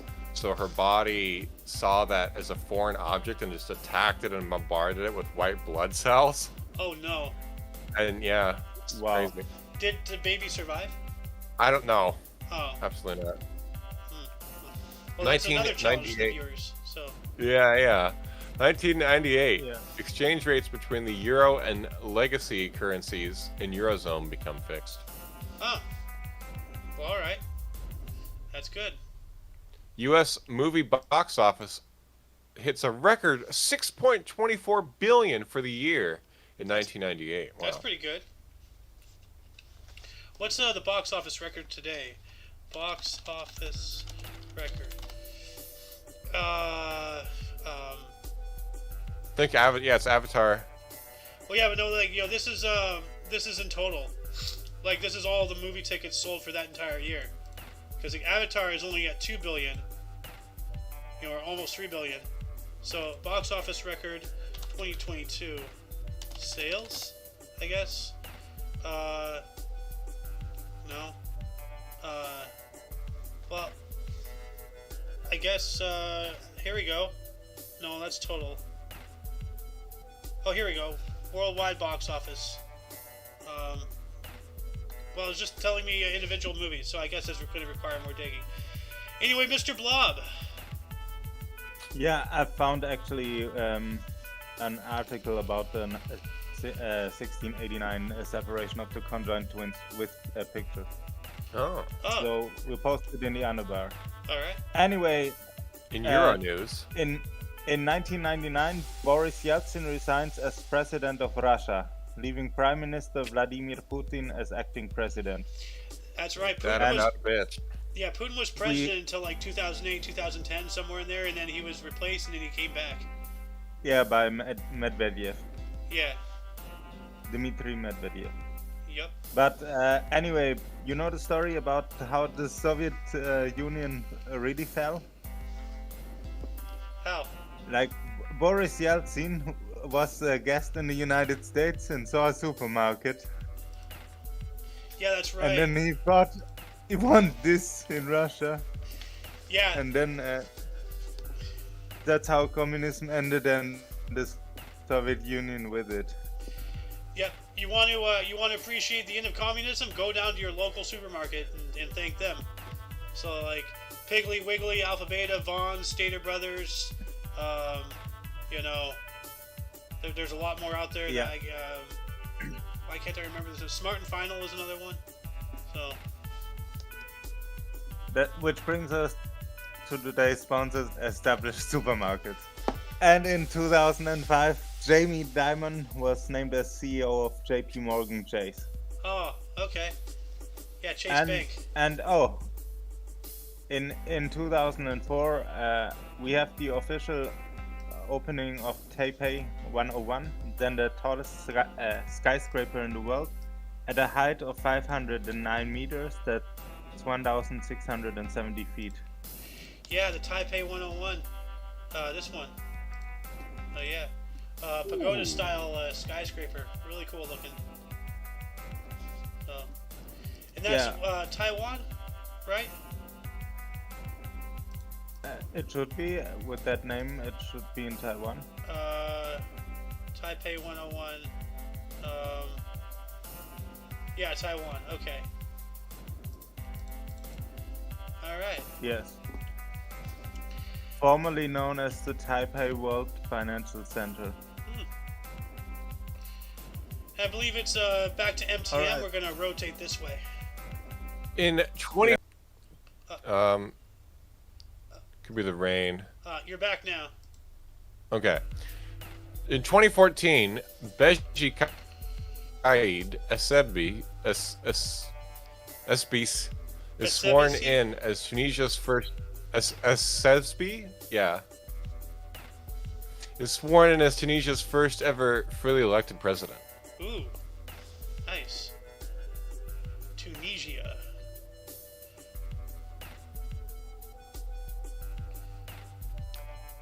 In 2016, Chris Ofili is appointed as commander of the Order of the British Empire, CBE. In 2017, New Year honors for services to art. Huh. Yes. That's interesting. Order of the British Empire, CBE. What? Oh, commander of the order. That's weird. What? But he's a painter. I don't understand. Yeah. Any British people, can you educate me about this? Oh, look, it's Well, essentially, he was knighted before he because of his painting. Oh, yeah. That's what I understand. Like Paul McCartney, we talked about that yesterday. Is it still my turn? Do I get to read another one? Yes, you have one more here. You get to talk about Indian Danny DeVito here.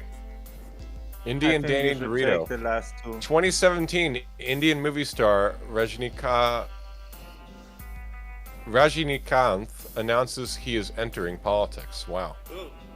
Actor and politician. Look at that. Yep. And Lord. Yeah. Right there. Yeah, take that one also. 2017 singer Lord called a bigot an ad in Washington Post after canceling show in Israel. Wow. Can't make them all happy, can you? Lord. Yeah. By the way, I am Lord. wa- Lord. the Washington Post has the White Power logo. By the way. Oh God, it does? Yeah, it has WP in the name in Oh very my God. interesting font. Wow, really? You're gonna go there? Oh my God. No, in a very interesting font. Yeah, I If see. you, yeah. Huh. That is interesting. Anyway, before we move on into bursts and deaths, audience, were there any articles that grabbed your attention more than most? Anything you wish we'd elaborated more about? Although I don't know how much more elaboration we could have done today. Anything you would have liked to add to it, have you been on the show? Start a dialogue in the comments section. Anyway, let's move on into bursts. Let's have MTM start us off. Just give him a little more screen time. I'll read this first one, but I'm going to be signing off after this, and I'll be Okay. back for the live stream. Okay. All right. 695, Mohammed bin Qasim, Umayyad general, born in Taif, Saudi Arabia, died 715. That's not old. 695 to 715. No, that's 20 years. That's young. Oh. Yeah. So Yeah, people had short life he was expectancies leading back the then. Muslim conquest of Sindh, which is part of modern Pakistan. Hmm. And All right. what? No, that can't be right. What? He started that conquest at 12 years old. Or maybe he might have been the figurehead in power, but it's not his idea. Or maybe, I don't know, 12-year-olds can get really violent. But hey, MTM, thank you for joining us. Really appreciate it. Absolutely. And we are looking forward to seeing Pleasure to you be in our here. extravaganza. See you then. All right, have a good one. Yeah. You too. Have a great rest of the Thanks. stream. And feel free to join us anytime again. Yes. Anyway, your turn, Rob. So I just want to leave it as a challenge to our viewers to find out more about if Muhammad bin Qasim really already was a leader of the conquest at 12 years old. Yeah. So would be interesting. in 1378 we have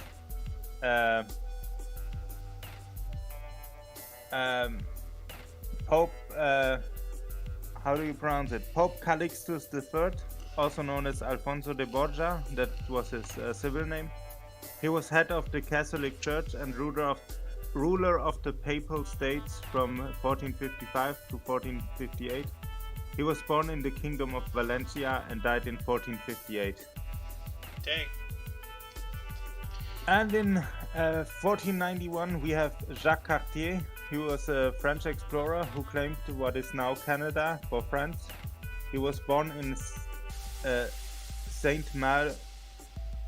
Saint Malo, Brittany, Huh. and he died in 1557. All right then. I'm thinking I'm gonna do us another split here real quick. Badoop, All right. badoop. Welcome to part 3. We are still in the early vestiges of births.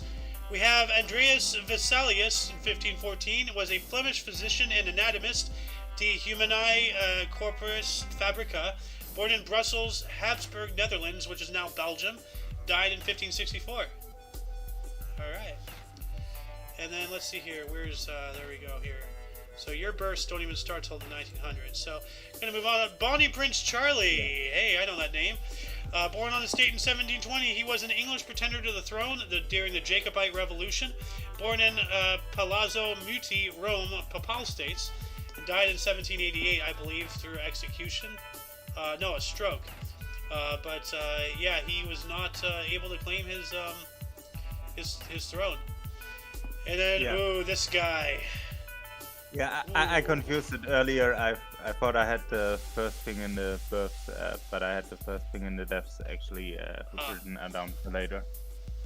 Anyway, in 1738 we have Charles Cornwallis. No, Charles Cornwallis. He was the first Marquis Cornwallis, British general and colonial administrator, leading British general in the American War of Independence. He was born in London and he died in 1805. Yep. And a little known fact about Cornwallis here is after he lost in the Americas, he went on and fought another war somewhere else, I believe. Well, it says he became Governor General of India and the Lord Lieutenant of Ireland. That's a big range right there. Oh. Yeah. So under his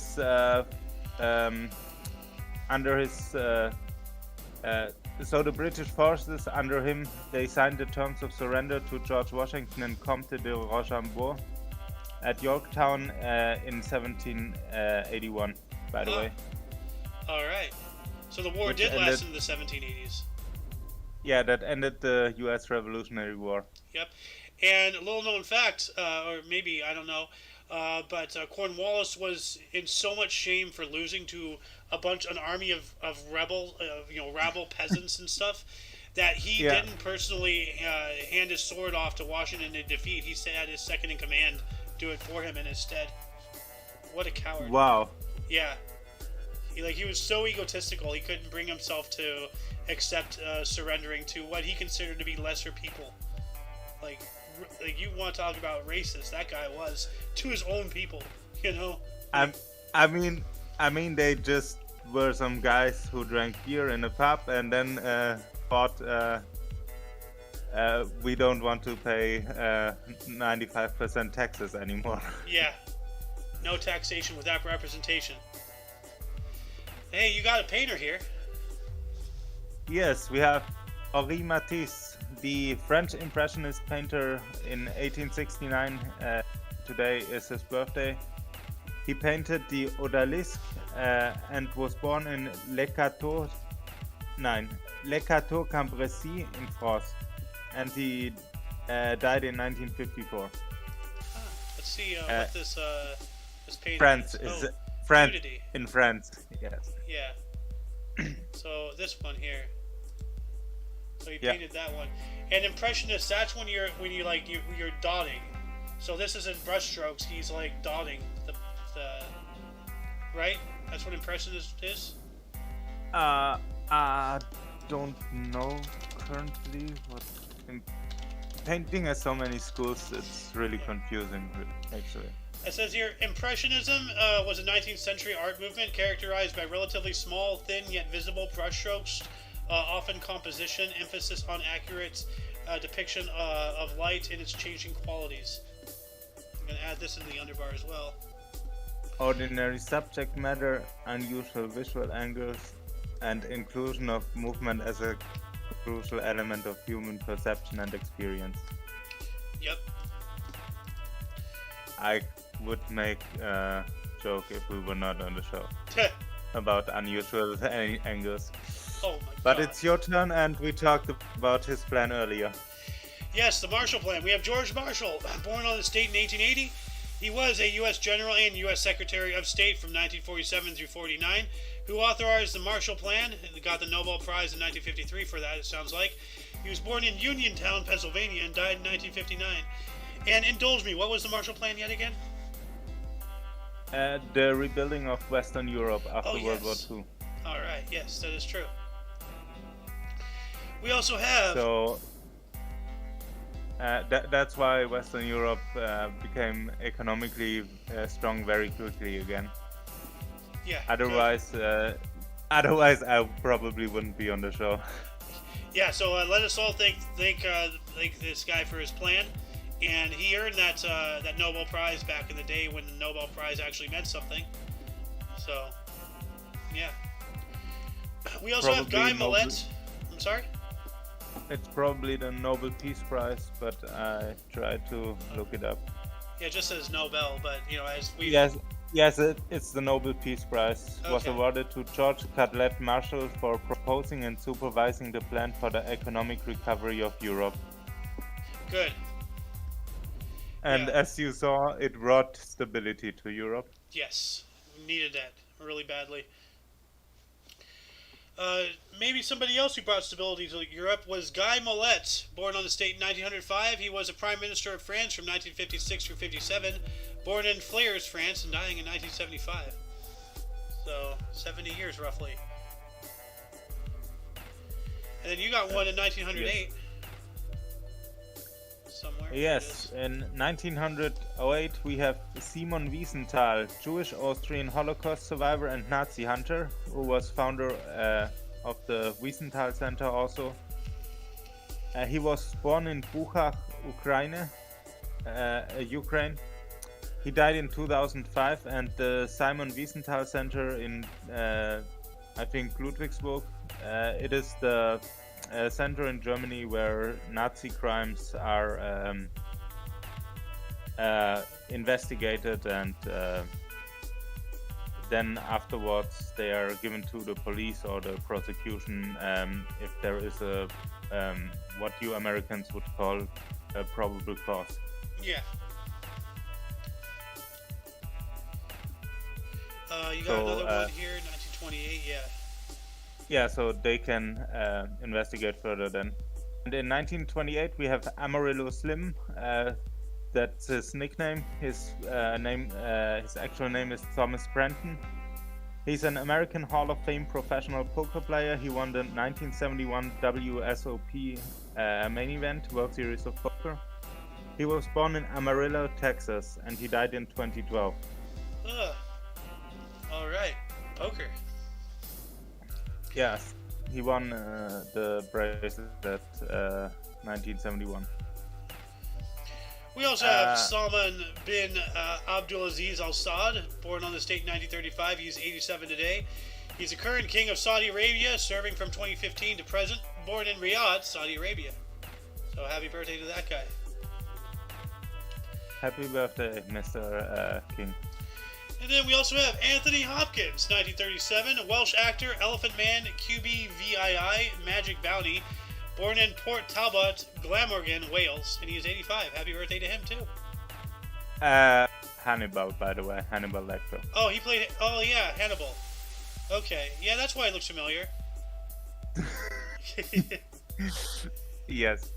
Alright. And you got one, here we go. Alright, in let me check my notes. Yeah, next one is 42, Andy Summers. Yes, we have Alex Ferguson. It's his 80th. I'm sorry. In 1941, we have Alex Ferguson. It's his 81st birthday today. He's a Scottish football manager for Manchester United from 1986 to 2013, and for Aberdeen from 1978 to 86. So before that, he is regarded as one of the greatest of all time, born in Glasgow, Scotland. Nice. Well, Manchester United dominated the European, it is called the UEFA Cup and the Champions League, so the European soccer baseball, for many years, together with other clubs, but they were one of the top clubs. Nice. In 1942, Andy Summers was born. He is English rock guitarist for the Police, and he was born in Blackpool, Lancashire. So Police and Roxanne, is that Roxanne? That one? Yeah, I guess. Okay. I only know a few others by the Police, like do do do da da da, and Message in a Bottle, and you know. I'm gonna have to look that up because I wonder if that's the Roxanne song I'm thinking of. So I'm gonna put that up on the YouTubes. We also have John Denver. This is the guy who did Country Roads, Take Me Home to the Place I Belong, West Virginia, Mountain Mama, Take Me Home, Country Roads. Born on the state in 1943, a U.S. pop songwriter, Leaving on a Jet Plane, which is a good song. Country pop singer as well. Sunshine on My Shoulders, Calypso, Thank God I'm a Country Boy, an actor. Oh God, born in Roswell, New Mexico. Oh, I know that city or that town or whatever. His music truly was not from this world. Yeah. And then he went back to his planet or died in 1997. So, John Denver's the one who did Country Roads, right? Yes. Okay. I think so. Yep. Ooh, this guy. Otherwise, I have it wrong since 20 years. Your turn, Mr. Blob. Yeah, in 1971, Take Me Home, Country Roads by John Denver. Alright, you only did one, I think? I did John Denver and... Oh, yeah, that's right. So I will take Ben Kingsley here, 1943. He is an English actor, Gandhi in Betrayal. Born in Scarborough, England. He is 79 today, and I think I've seen him in other movies, but I don't remember which. I don't follow actors, so... Yes. In 1943, also, we have Pete Quaife. He is British rock bassist for the Kings from 1963 to 69. One of their songs is Sunny Afternoon. And cartoonist, he was born in Tavistock, Devonshire, England, and he died in 2010. Dang. So, I first read his last name as something else that I'm not going to say over the show. Yeah. I know what you mean, but that's what I thought also when I saw the name. Da-da on a sunny afternoon. Yep. And in 1946, we have Diane von Furstenberg. It's her 76th birthday. She's a Belgian-born American fashion designer. She invented the wrap dress or designed it, I don't know. She was born in Brussels, in Belgium. Wrap dress, what is that? Okay, so a kind of dress that wraps around or something like a robe dress or...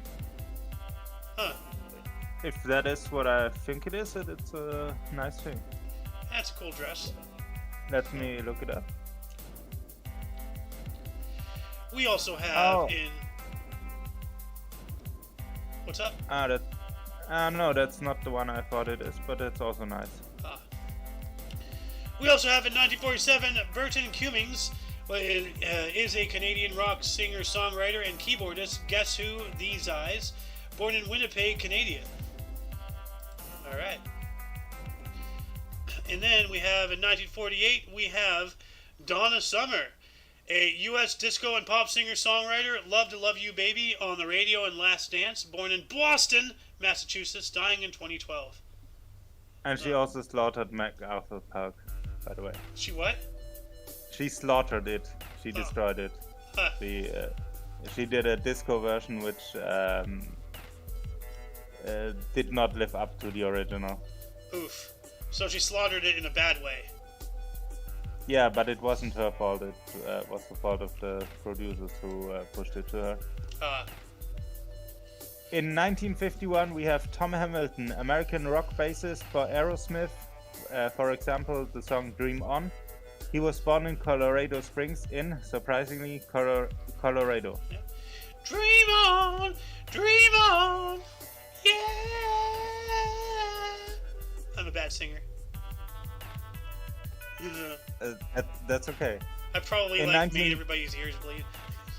In 1951, we have a very famous American actor Val Kilmer. It's his 63rd birthday. He did Top Secret and of course Top Gun and of course Willow. He was born in Los Angeles, California, and by the way, Willow, that's the Nintendo game. The movie came out before that. It's a great movie. I heard. I have it here but didn't watch it yet. But I recommend, if you can play the game, watch the movie. You'll probably like both. Wasn't Willow a book or something? Oh, yeah.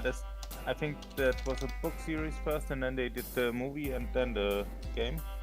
Yeah, because I remember in The Simpsons, one of the characters, I think Milhouse's dad or something, was like, he had some kind of line. He's like, "I was in the play. I was Willow. I was the Willow," or something. I don't know. No, it seems it was directly created as a movie by. It was written by Bob Dolman, and the movie was produced by George Lucas. Huh.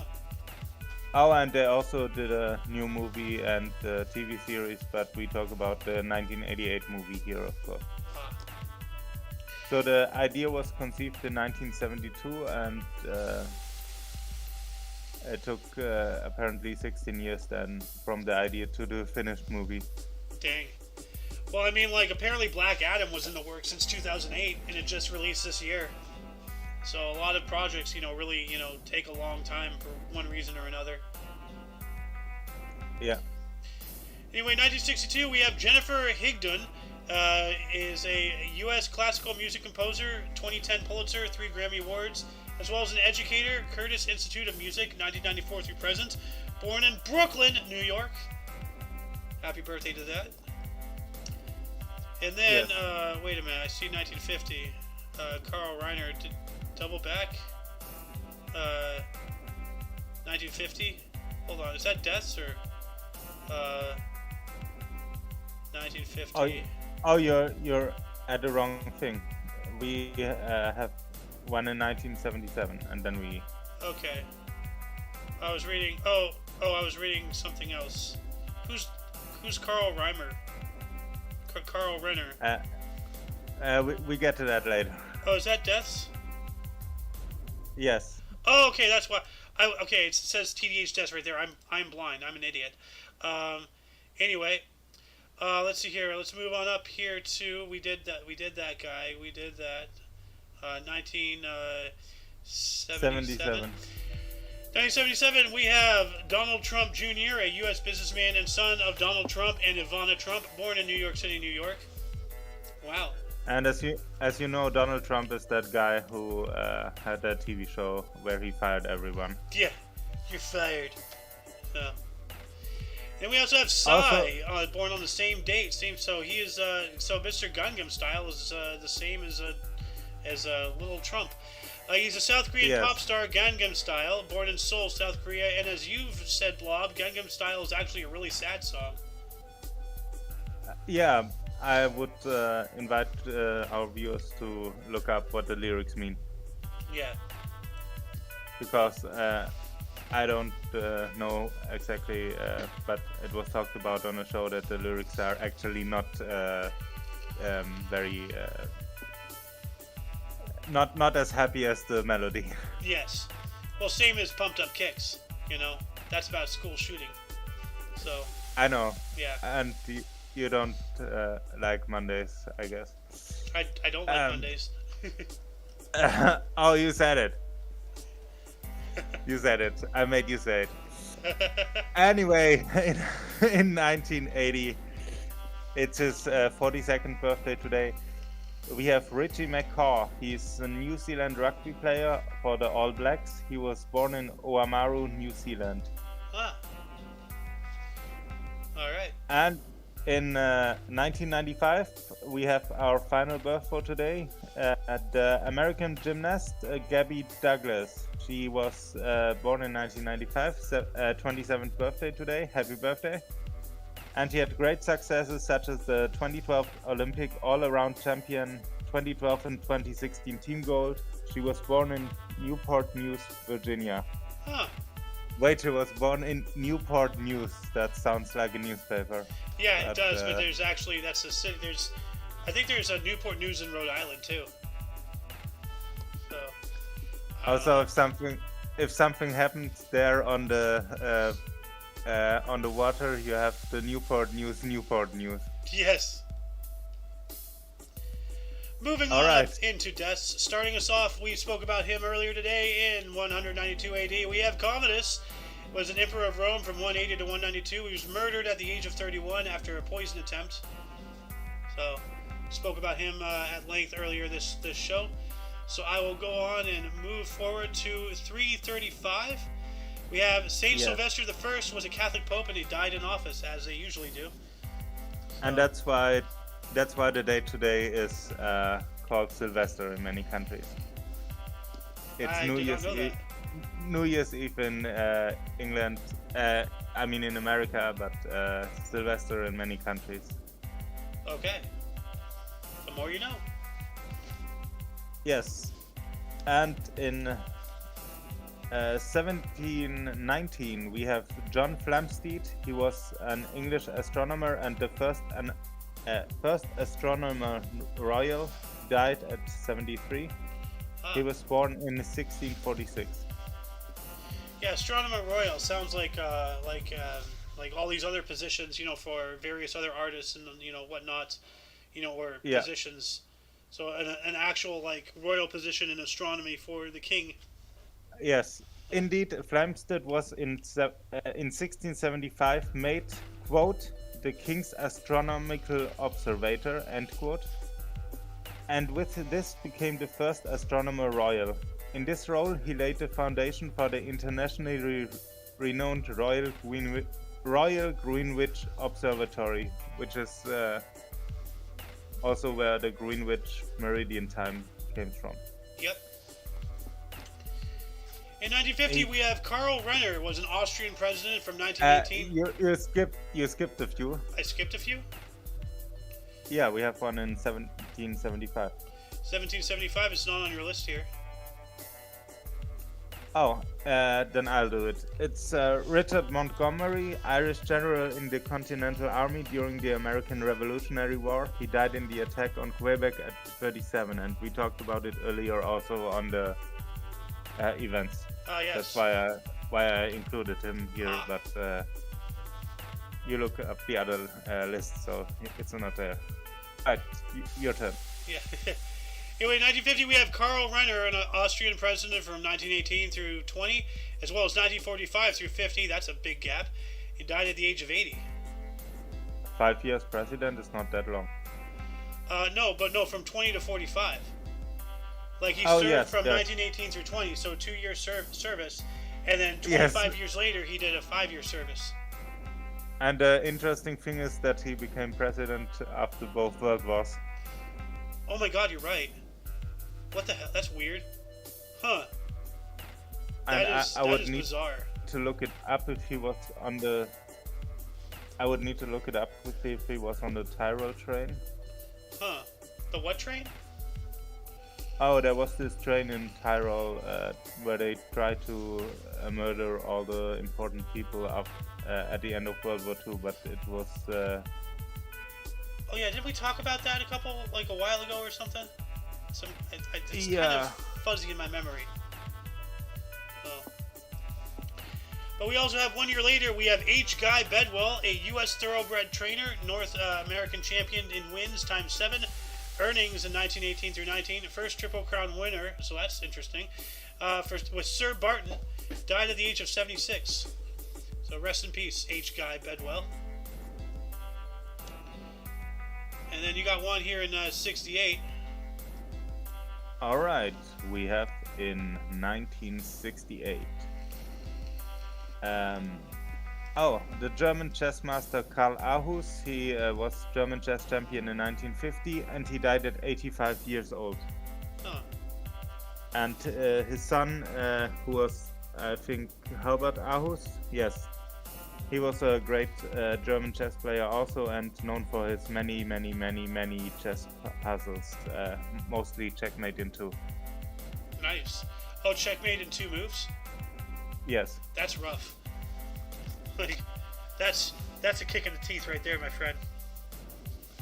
Oh, no, those were composed puzzles, like, he created them. Oh, I thought it was an actual match, like, clink, clink, clink, checkmate, you know? Like, No, that's not how it went. Oh, okay, I get it. But something that went very sad also is Roberto Clemente in 1972. He was a Puerto Rican Baseball Hall of Fame outfielder, 15 times MLB All-Star, World Series 1960 and 71, there also as MVP.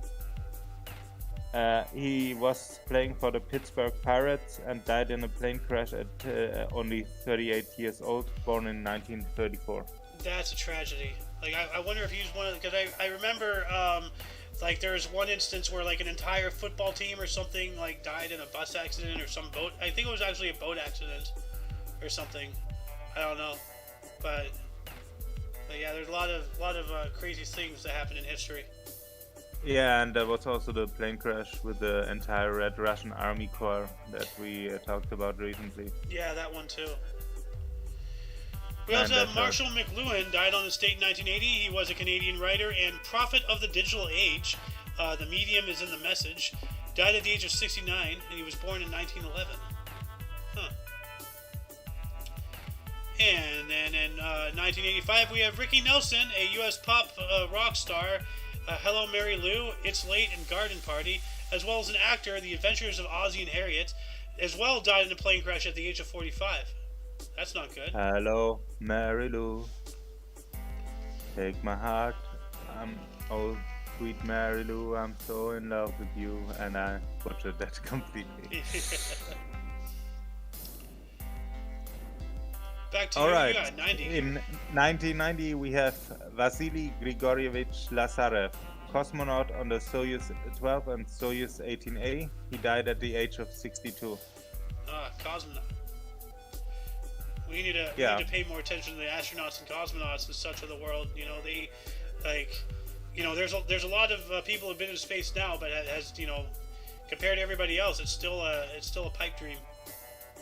So. Yeah. We got one in 94.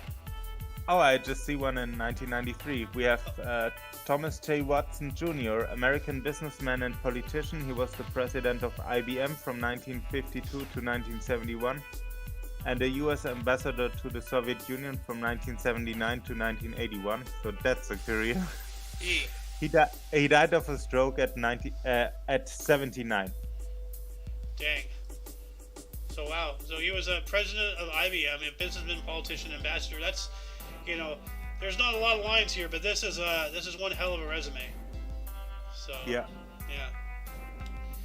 Then we also have Woody Strode, 1994, a U.S. football end, the LA Rams and the Calgary Stampeders. He's also an actor in Posse, Cotton Club, Vigilante, and Scream. Died of lung cancer at the age of 80. He was born in 1914. Wow. Yeah. So that's kind of wild, being born all the way back then and being in a movie like Scream. Like that's wild. IBM was actually founded in 1911. Did you know that? Oh wow. Wow. As what though? Like there weren't computers back then. International Business Machines Corporation. Okay, well that makes sense. Yeah. Yeah, but they first were founded as the Computing Tabulating Recording Company. That is true. I remember this. And then they switched it to IBM to, you know, easier. Yeah. And then I'm going to take this one here. 1995, the Calvin and Hobbes comic strip died on this date. We spoke about that earlier. You know, a sad day for me, you know, or whenever I found out about, like, oh, they're not doing it anymore. But I'm not going to count that as one of my articles. I'm going to move on up into 2015. We have Natalie Cole, was a U.S. pop vocalist, Pink Cadillac, and Miss You Like Crazy. Died at the age of 65. Yes. In Oh no! yes, in 2021 we have the wonderful Betty White. She was American Emmy Award-winning comic actress with the longest TV career of a female entertainer. The Mary Tyler Moore Show as Sue Ann Nivens, The Golden Girls as Rose, and in The Proposal. She died after suffering a stroke. Wonderful show. Yeah. Watch that if you didn't yet. She didn't die of a stroke. What happened was Betty White and Queen Elizabeth II went and dueled on a Highlander-style battle because there can only be one, and unfortunately the Queen won because she probably cheated. But Betty White was murdered. No, she didn't die of a stroke, and I'm going to stick to that for the rest of my days. But man, it's already been a year. Wow. Yeah, and she would have just had to survive 2.5 more weeks because she was born on January the 17th in 1922. So then she would have been 100 years old. Yeah, that would have that made a huge thing because Alice and I spoke at length about that every now and then. She was just a few weeks shy of hitting 100, you know. Yeah. And of course, memes were made. And we spoke about this guy earlier, I believe, maybe on the show. We have in 2022, so today, Josef Ratzinger, also known as Pope Benedict XVI. He was a German Catholic Pope from 2005 to 2013. Then he stepped down, and Pope Benedict became Pope. Pope, not Benedict. No, Pope Francis. I mean, yeah, sorry. That one. So. Benedict XVI, Josef Ratzinger, he died at the age of 95 today. May he rest in peace, although, I'm not entirely sure. I might be committing a blaspheme right now, but I think anybody who steps down as being the voice of God is damned to hell, but I'm not sure. I don't know how that... No, I don't think so. I don't know. Anyway, that shall conclude the show. Once again, you can check the underbar in the description for any links you may find interesting, including but unlimited to all things OMNI Coalition. For your dose of Passive Edge Daily, we stream every day at 10 in the morning Pacific Time, which is 11 Mountain, 12 Central, 1 p.m. Pacific, and 7 p.m. German. Yep. Any other time zones, Google it. You can figure it out yourself. It's not that difficult. Anyway, for all of you and all of us, I am Xander. I'm Protoblob. And earlier in the show, we had Alice, we had MTM, and I'm certain we had a couple people pop in every now and then. I'm not entirely sure. But anyway, so until you catch us tomorrow, or I highly suggest you come join us for the OMNI Coalition presents The Kicked Peanut 2022-2023 New Year's Extravaganza, starting in a few hours here. Actually, in an hour and 47 minutes. 10 hours for me. Going to be streaming live. Closing out this year, bringing in the new one, bringing up a whole bunch of ideas, talking, having fun, and just general extravaganza type situation. So come join us and all that stuff. Anyway, whenever you catch us, until then, don't forget to look right and left at every intersection, rate 5 thumbs, and subscribe. Toodles! Toodles! Happy New Year! Happy New Year!